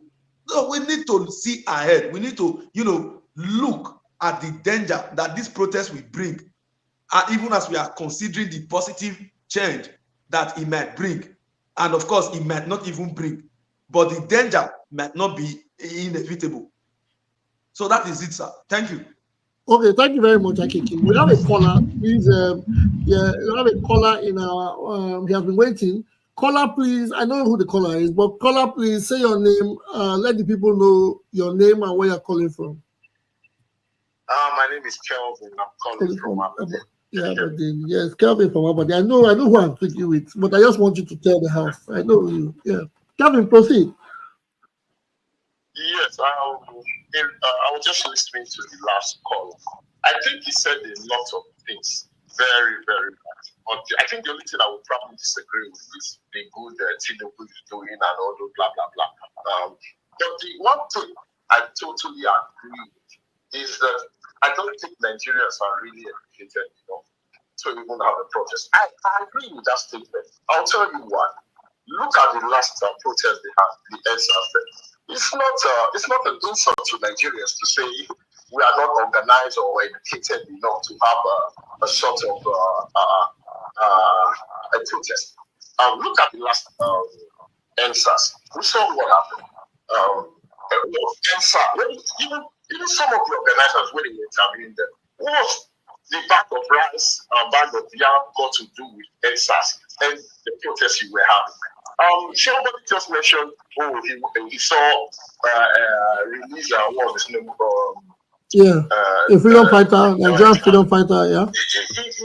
Yes, again, the other point I'm really agreeing with. See, my genuine honest opinion, I think the full military should come out, the full soldiers and police should come out, very blazing.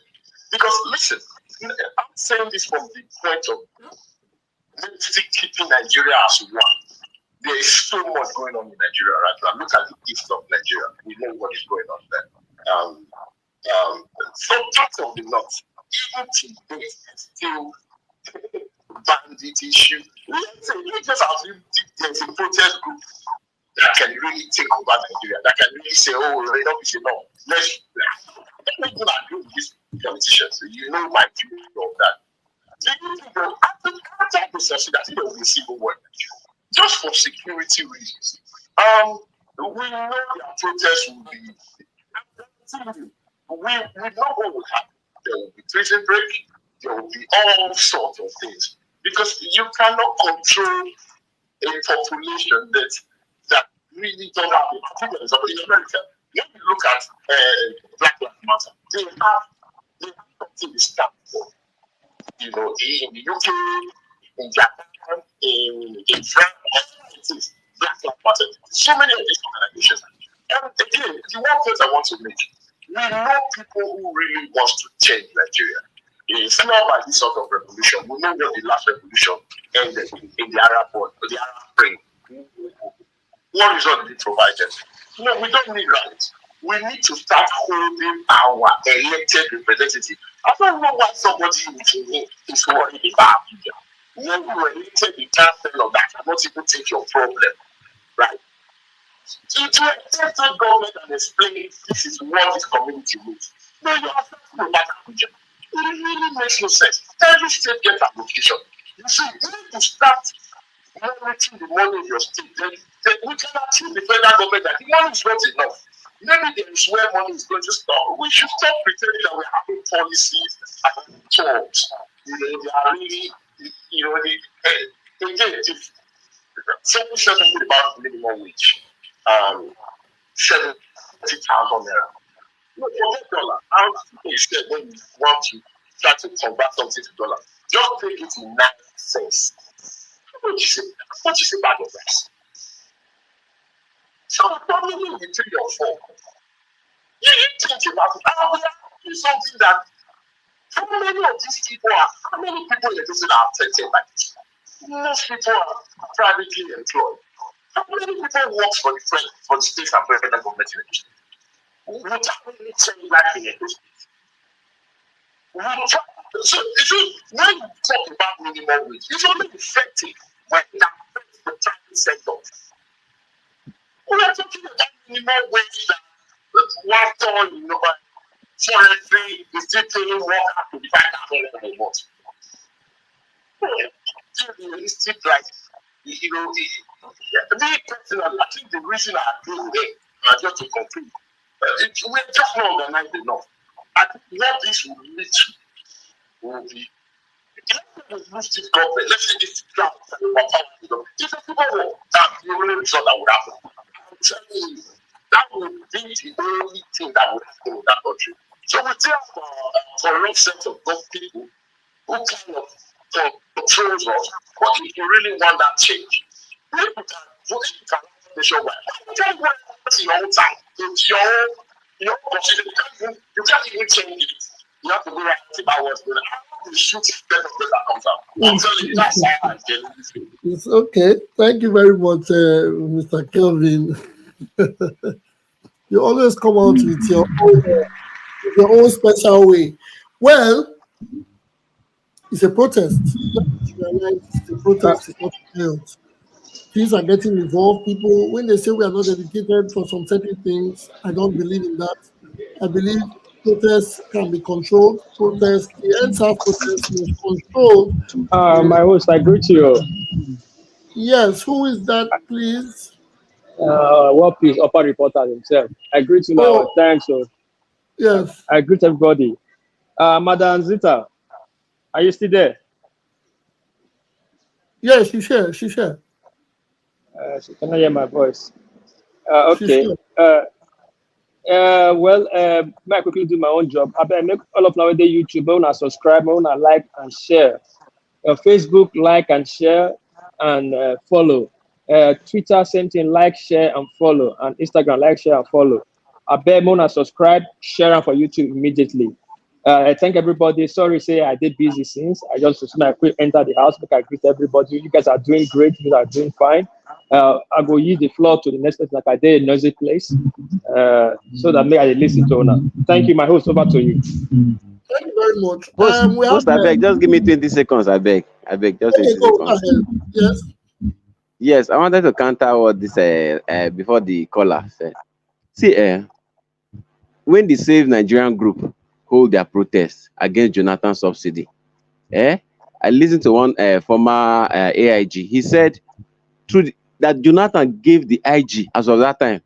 I think it was Michael Kiro directive. Say protect these protesters.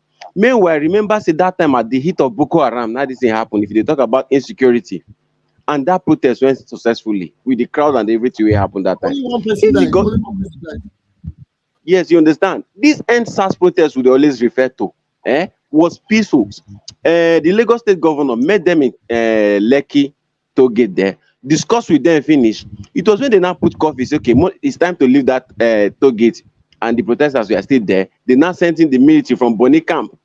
Now where the thing goes south. In Abuja, it was when those talks came in with government vehicles. That was when it went south. If the government want any protest to be peaceful, it will be. At the talk, I'm always. Now the hooligans go always take advantage of government inability to handle this situation, because during Jonathan time, Boko Haram was still bombing in Abuja when he protected those people. I listened to one AIG this morning. He said it. If the police really want to cop this, we go cop them. Just let them do their protest and leave. But then go end up mobilizing talks to counter this protest. Even today already, they are giving people money to even counter the protest already. Now, but that bad body language with that. As much as I didn't difference about this thing, the government should just protect these people, make them do peaceful protest, which is their civic rights. To just do this and leave. And engage the people too. Up till now, even the president never come out to speak to the people. At least a serious nation by now, the president should have come out and make at least a broadcast or something to calm the nerves of the people. I will react to this. Let me tell you something. What you fail to realize is this. The Save Nigeria group protest you are using to compare this one.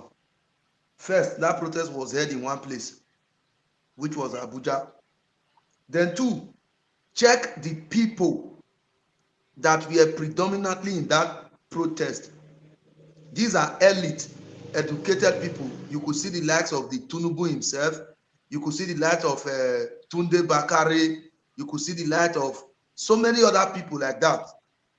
Not this kind of protest that would be infiltrated with the unenlightened Nigerians. And again, you are talking about police protecting protesters. As I speak to you, the police, the military are one of the targets of the protesters, because there is a young man that was arrested in Jos who made a video telling youth that the first day of the protest, they will burn a market. The second day, they will go to police station, barrack, or what have you, burn it. keep policemen there. The third day they will do this or that. He made that video and he was arrested. Now, arresting him is not the solution. The problem now is what he said has gone viral.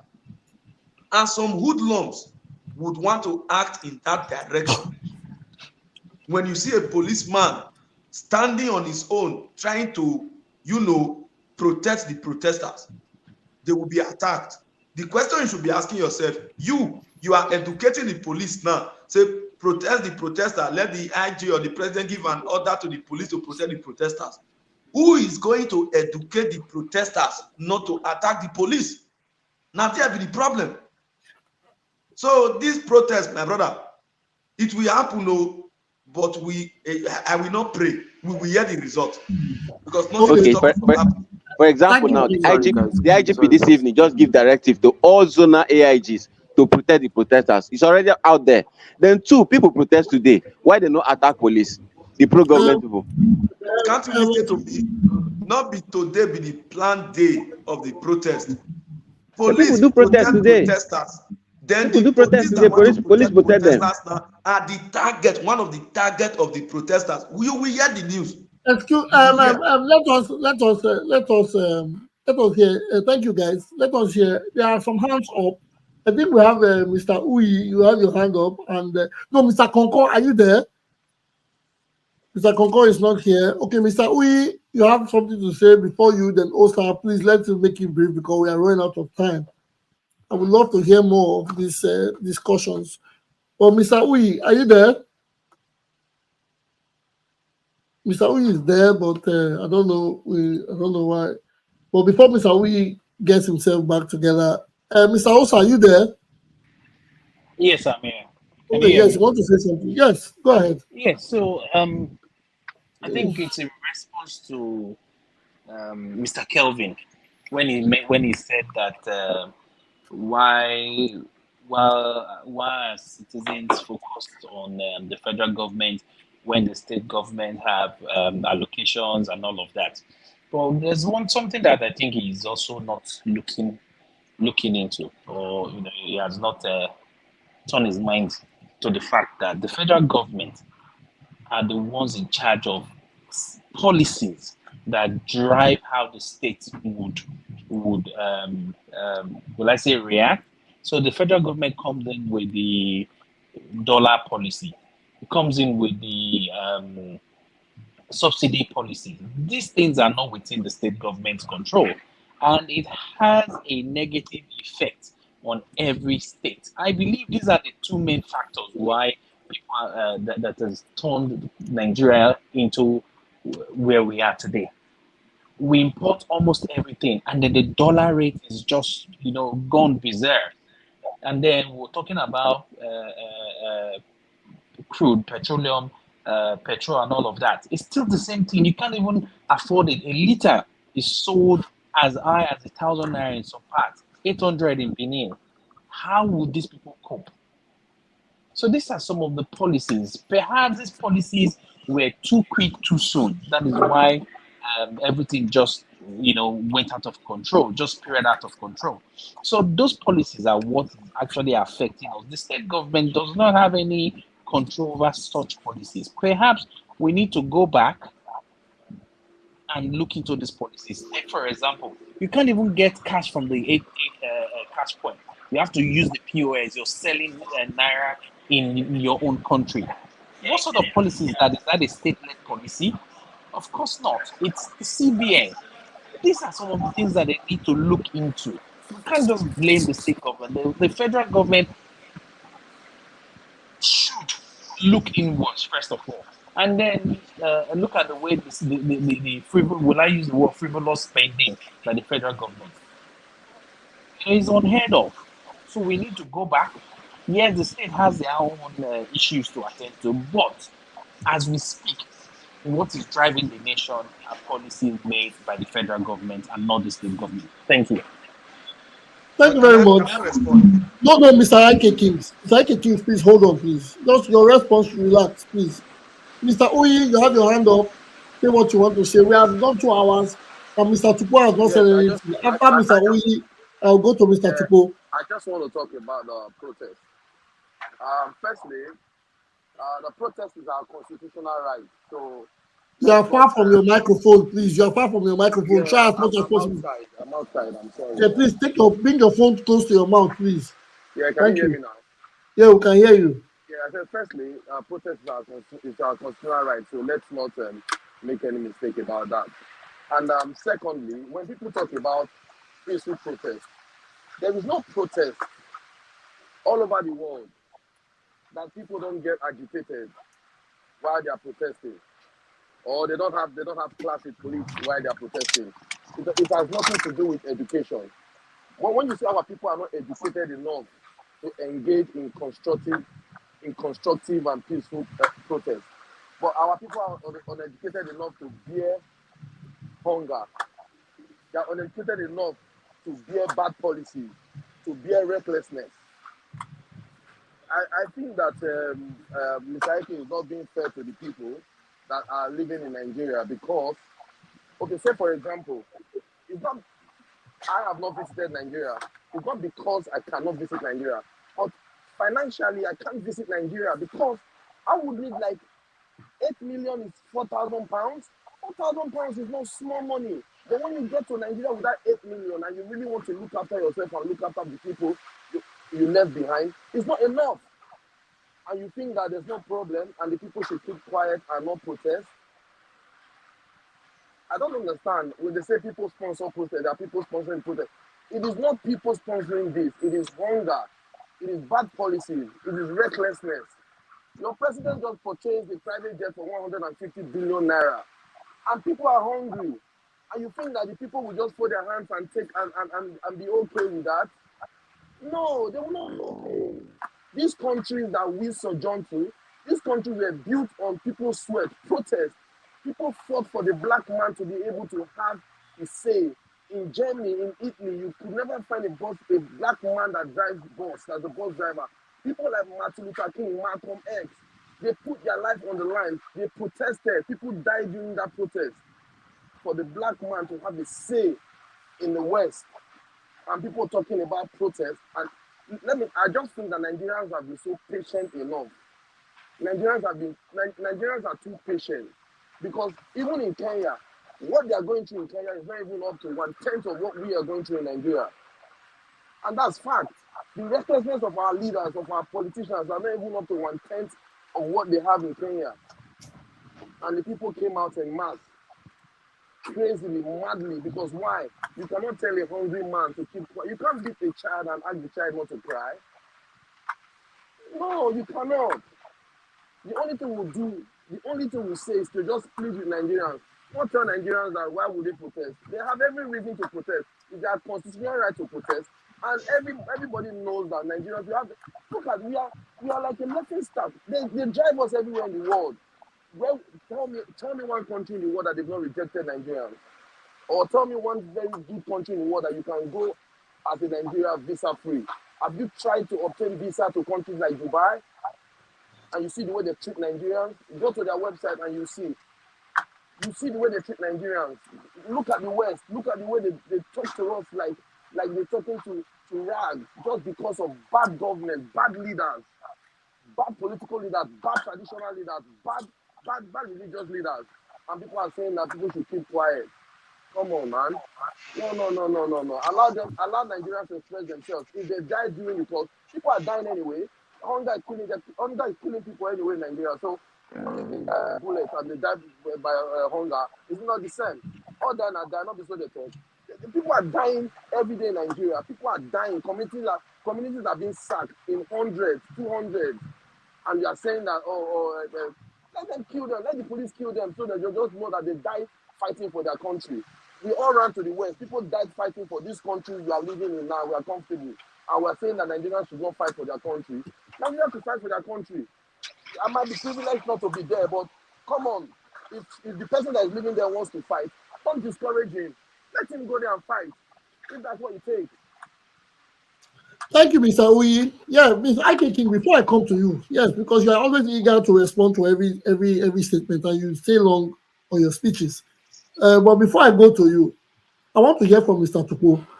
Mr. Tupo has been in the studio for 2 complete hours and he has not made any submission or say. Mr. Tupo, are you there? Yes, I'm here. Okay, I didn't forget you. I'm just, I know you have been here. I know you have been observing. Sorry, I didn't forget to call your name.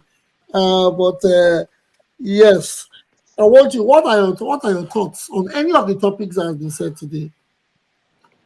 Well, on any of the topics. Okay. Yes, you Let can me. remember because you might have wanted to say anything on any of the topics. Go ahead. Just All right. I want to Okay. hear Let me you. let me quickly try and summarize. Okay. Okay. Let me start with that of Philip. Yeah. For the court case, I think the legal luminaries who were in the house, the person of Barrister Hausa and one other person, they spoke well about it. But there is only one question I will ask: Has Philip Tribal ever woken up one morning and gone to the office and he was stopped from entering his office? If he has not done that, which means he has observed the state of execution. So I don't think there's anything to discuss about it. He's not going to the office and he's being stopped. So that's why I didn't bother to talk. But at least the legal people spoke about it. As for the minimum wage, 70,000, nobody, as we understand minimum wage, 70,000 is actually what government approved. But the way the civil service works and other parastatals that are employed, it's not as if they pay 70,000 because normally under the Federal Act and State Act level, I think the lowest level is level 4, level 5. So which means the minimum they will earn is about 100 to 200,000. So I think that's fair enough. I know we spoke about it when the state government and those state government put 70,000 as at May 1st, and I reiterated the fact that the FG also said that the payment will start from that same May 1st. So it was just a smart move by the Edo governor. So that's on it. I think it's a work in progress. Let's start with that, because we still have people who have house help and drivers to meet up to that payment. So it's not just only civil servants and government workers. So let's start with that. It will still help ginger the economy with money in circulation. So, but for the protest, like I said, voice of the people is the voice of God. I stand with the protesters, but why I'm not even commenting now is that I'm actually waiting for the 1st of August. So before I will know what to say, because whether you are for or you are against, I really don't know what it really means. But I think I read the part of Showere's submission, and he had about 13-point agenda that has been listed, or 14. Establish special energy fund, immediate reconstitution of the Nigerian election committee, Okay. massive investment in public works, release of Funam Kanu, trashing of the 1999 constitution, payment of Nigerian workers of a minimum wage, investment in heavily in education, you know, so on and so forth. For me, the 14 of them are in order. So if these demands can actually be met, Nigeria will start to work again. So if the protesters can go with this demand, I know, okay, there's a scrapping of the Senate and all that. I really don't see why we should scrap the National Assembly. Maybe we should do proper one, what they call bicameral or something. I know they talked about it. But say part-time, what is part-time? You don't do part-time for legislation now. We know our rep members are not really living up to the bidding, but what is part-time? We have seen, we go to countries now, everybody work. So at least we should get them to do the duties which they are elected for. But say part-time, I don't know what it means. But if these 14 agendas are properly presented through the protesters, through their states, to the national body, which is including the federal, the executive arm, judicial arm, and the legislative arm, and it is looked into and it is implemented, I believe it's all win-win for Nigeria. You understand? But whether they will be able to manage the excesses of the protest, it is left to be decided. So I know I was when people are talking, I was actively participating in the NSAS riot or protest or whatever. I was standing on Auto Pec when the prisoners started running past me after the prison break. So, and I realized that this one has ended.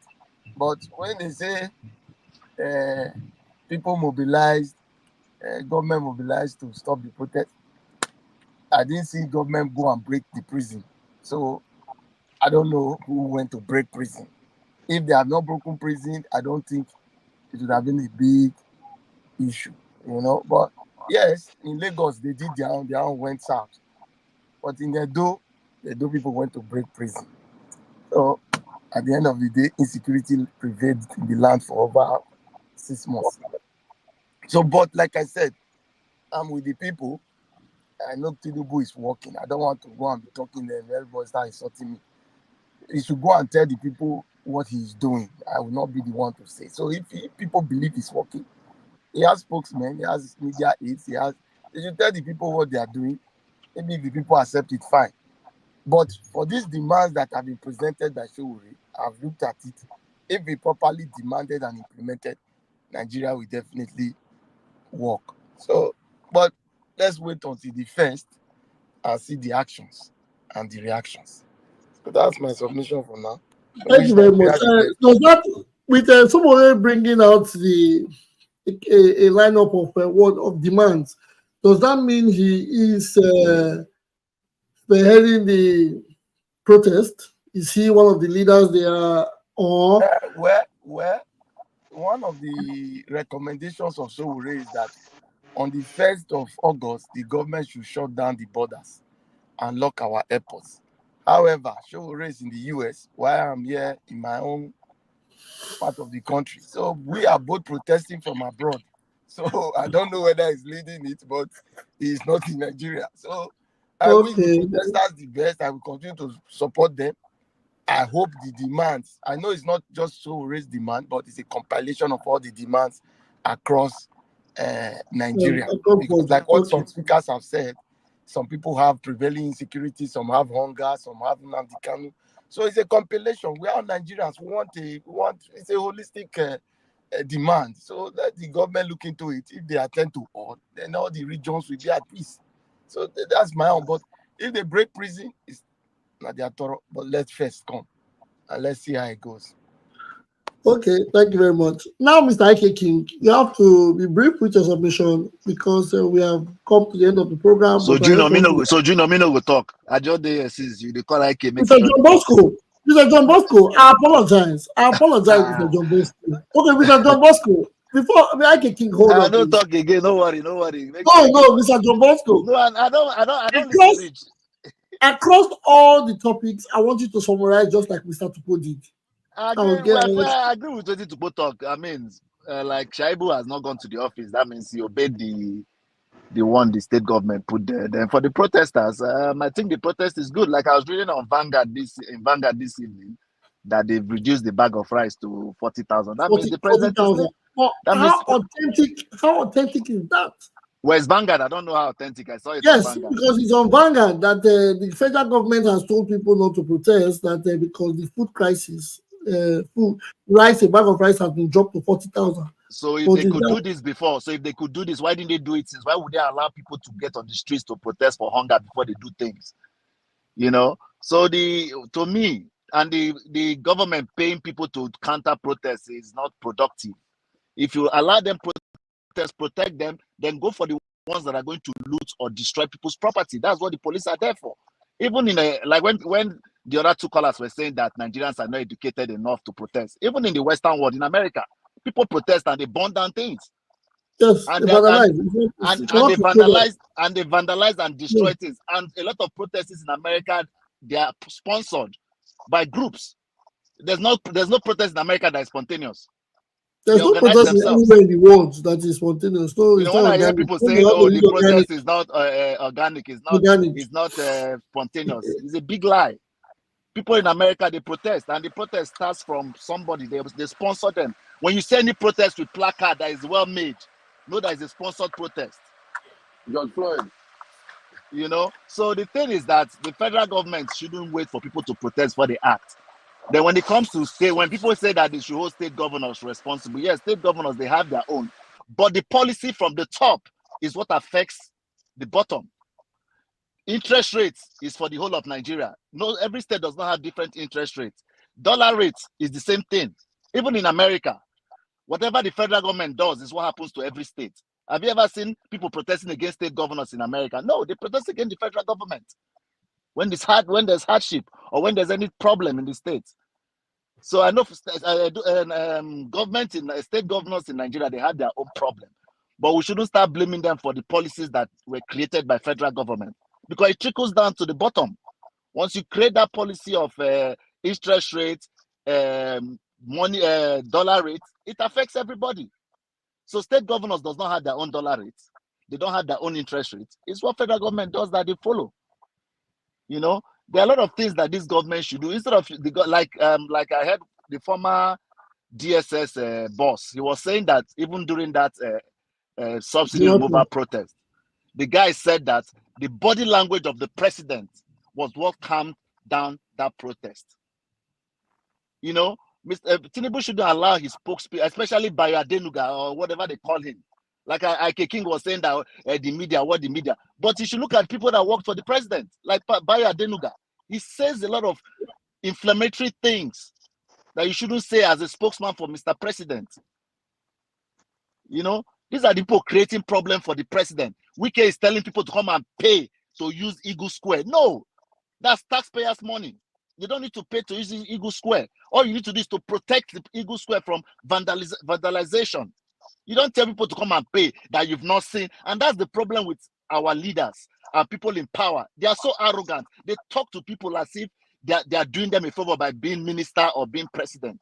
How can you be telling people, I saw it in social media. I've not seen it. I saw it in social media. They should come and give you. No. They've posted it there publicly for you to see. And you're telling them to come and pay for security. Why should they pay for security? You should provide them security to protect protesters. Like Uyi said, protesting is a fundamental human right anywhere in the world. You don't start attacking protesters or pay money for people to come out and go against the protest. Everybody is suffering in Nigeria. Even people that live abroad, even the money you send back home is not even enough anymore because of the interest dollar rates. Today, dollar was $1,600. 600 naira, 1,600 naira to $1. How are people going to survive? 10 tubers of yam, 100K. And you're telling people to cool down. You're buying private jets. You're renovating the home of the vice president. I mean, they should think of people. People are suffering until the poor start eating the rich that they will understand. You know? I know there are a lot of bad people that want to use the protest to do their, or even the NSAS protest. What created the mayhem in that NSAS protest was government bringing their own protesters to counter the protesters. And that created mayhem. And they were, even the one that happened in Lagos, the protesters had to fight, they had to fight back. And that's where the whole thing went haywire. And everybody started running from pillar to post, and they started bringing in soldiers to quell the riots. Instead of the government wasting money to counter the protest, why not just talk to the people? The president, in fact, this evening, the president should do a state broadcast. Talk to the country. Tell them what you are doing to make all these things change. Tell them things you've put in place. Not telling your spokespeople to come and create more tension, create more hatred for the president for no reason. You know, like Ike King was talking about people making things to affect the president. The same thing he came here to talk about in those states. You know, you don't do things like that to create tension for the country, and everybody will suffer it, whether rich or poor. Some senators are they run overseas to start talking from overseas. Oh, don't protest, don't protest. So what are you doing to make people not to protest? People are hungry, people are suffering, and that's my take. Thank you very much, Mr. John Bosco. Thank you, Mr. Thank you very much. There's a breaking news: IG orders police protection for protesters. If the IG can do that, that means he has heard from his boss. This is new on the news line. Protest is inevitable. There's going to be protest, and now the orders have been given to the police to protect protesters. Before we go, I want Ike King to round up. Yes, thank you, Mr. John Bosco, for your submission. Ike King, you wanted to say something, please. Can you hear me? Yes, we can all hear you. All right. You see, when our brother was speaking, I think Uyi talked about the federal government policies on how it affects the states and what have you. First, we will not dispute the fact that federal government policies can affect the state. But we must also understand that the state governors operate with autonomous power to make laws that govern their state, their domain of jurisdiction. If Edo, for example, we had a case of kidnapping in Uromi the other day, if we start blaming the federal government for that, for Uromi not being secured enough, for kidnapper not to invade, that means maybe we do not know what we are doing. You know, as of today, we are made to understand that the federal government has what they call food reserve for the nation, as we have crude reserve and whatsoever. But go across every state in Nigeria, how many state governments are planning for food reserve in case of an emergency? None. Do you need the federal government now to tell you to do the needful? When you say none, how factual are you? Don't say general statements. You Baba, say what you know. You cannot Baba, say. Last time a caller said here, I think it was the caller from the last person that spoke last episode. He said there's a silo in his state in Ekiti. He wants them to prove him wrong. He feels the silo is empty. But those silos belong to the state and they are for food reserve. So when you say 35 governors or 30, wait, they don't let have me food finish. storage, are you sure? Somebody have a silo that is empty. No, I don't know if it's empty. I'm not saying I've never been there. I don't know. Are you sure it is empty? That's what I'm saying. Because you are saying the governors are not making preparations for these things. Are you sure?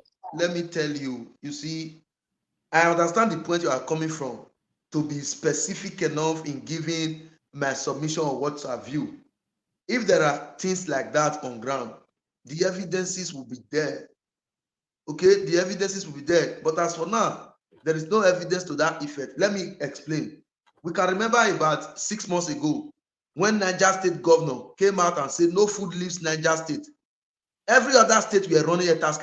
If you have a food reserve, won't you bank on your food reserve to save you for a few period of time? So let's be factual to ourselves. You see, if we are not educating our people enough to make them understand that you have to hold your state governors accountable on this, and that, the state governor will begin to do things that will, the mind of the populace will be distracted, removing attention from the substance and chasing after shadow. It is as simple as that. Simply because the state governors knows that people in their state will not protest against them, as they are doing protests now. State governments are partially less concerned. What they are only interested in is to protect public facilities across and what have you. They know the agitation is the president, the federal government, the president, the federal government. Knowing fully well that they have their own bag load of what they should be held accountable for. And instead of our people who knows better to educate people, to let them understand that as of today, there is no state in Nigeria that the federal government is owing allocation. Those that receive oil derivative, they receive it as at when due. Those that receive security votes, the same thing. Now we are talking about dollar rate and what have you. If you study inflation or the law of demand and supply, you will understand that if our government, the state government, for example, is prepared enough to make sure that food security is in order in the state, there will be no need for you to buy 3 tuber of yam 100,000 naira when your state can produce it, and there is a access road from the farm to the market.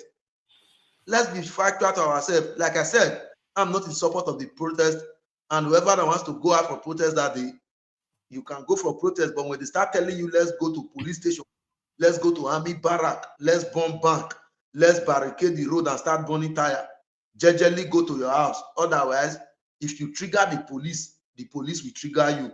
Thank you. Thank you very much. Thank you very much, Ike King. As it is, we have come to the end of the program.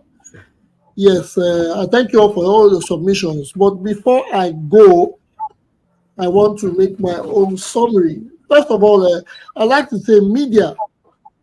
The media has been there for a very long time, for since the days of since the days of Jesus, because media is what is used to pass message to and fro the people. Yes, social media these days, I call it a gift and a curse because from your bed you can know a lot of things happening around you, but it's left for you to sieve facts from what you see on social media. I don't believe everything I see, especially I can come out here to say there are some social media outlets I do not trust. I speak for myself that I do not trust. I don't have one. This is the only platform that I use, and when I come here, I try as much as possible to ensure that everybody speaks on a level ground, an unbiased ground, and speaks with facts. But media cannot be written off. We cannot write media off. We cannot disrespect media. And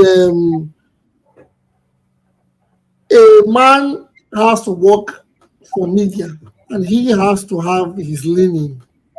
Even if he tries to be unbiased, he has to do it based on truth and not sentiments.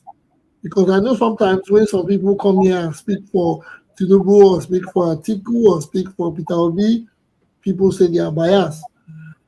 It is a man has a right to choose. You have a right to support who you want to support. But even while you are supporting a person, you have to be very, very factual about the person you are supporting, the information you get from this person, and don't use sentiments. You cannot come and say you watch a program, you say, okay, what I say is right because you like my bald head. Yes, my bald head is a fact, but what am I saying? Is it the truth? Is it the truth that I speak? So those are the things that I want us to talk about.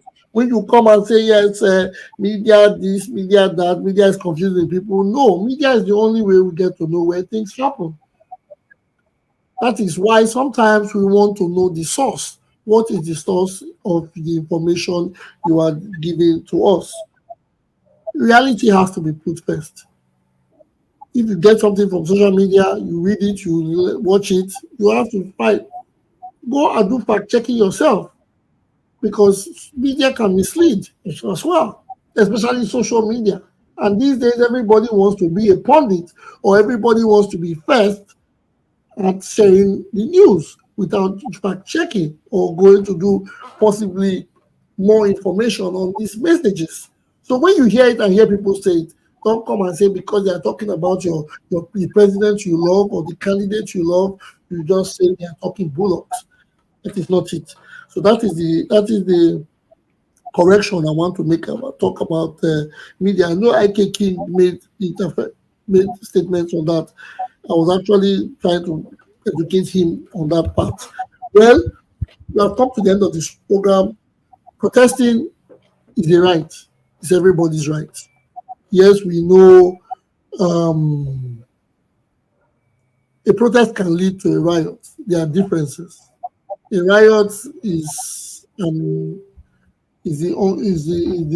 movement that cannot be controlled. That is not that leads to, according to the great musician, sorrow, tears, and blood. A protest is for the people to cry out and for certain demands to be made and for the government or their leaders to listen to them.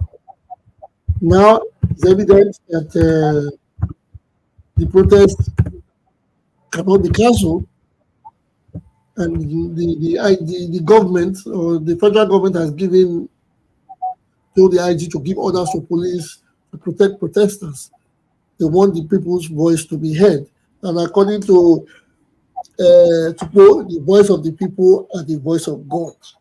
So the politicians now want to hear the voice of God, which will come in the protest. This come to stay, whether we like it or not. Let's see the outcome and hope it doesn't go wrong. And let us hope this protest can bring the change we want or the change we intend to enact. Well, that is it for today. I've given my own submission. Again, before I go, the African proverb. Today's proverb is known to everybody. It's make hay while the sun shine. This means we should always take a good and positive advantage of every situation that is favorable to us while we have the chance. Underline good, positive advantage.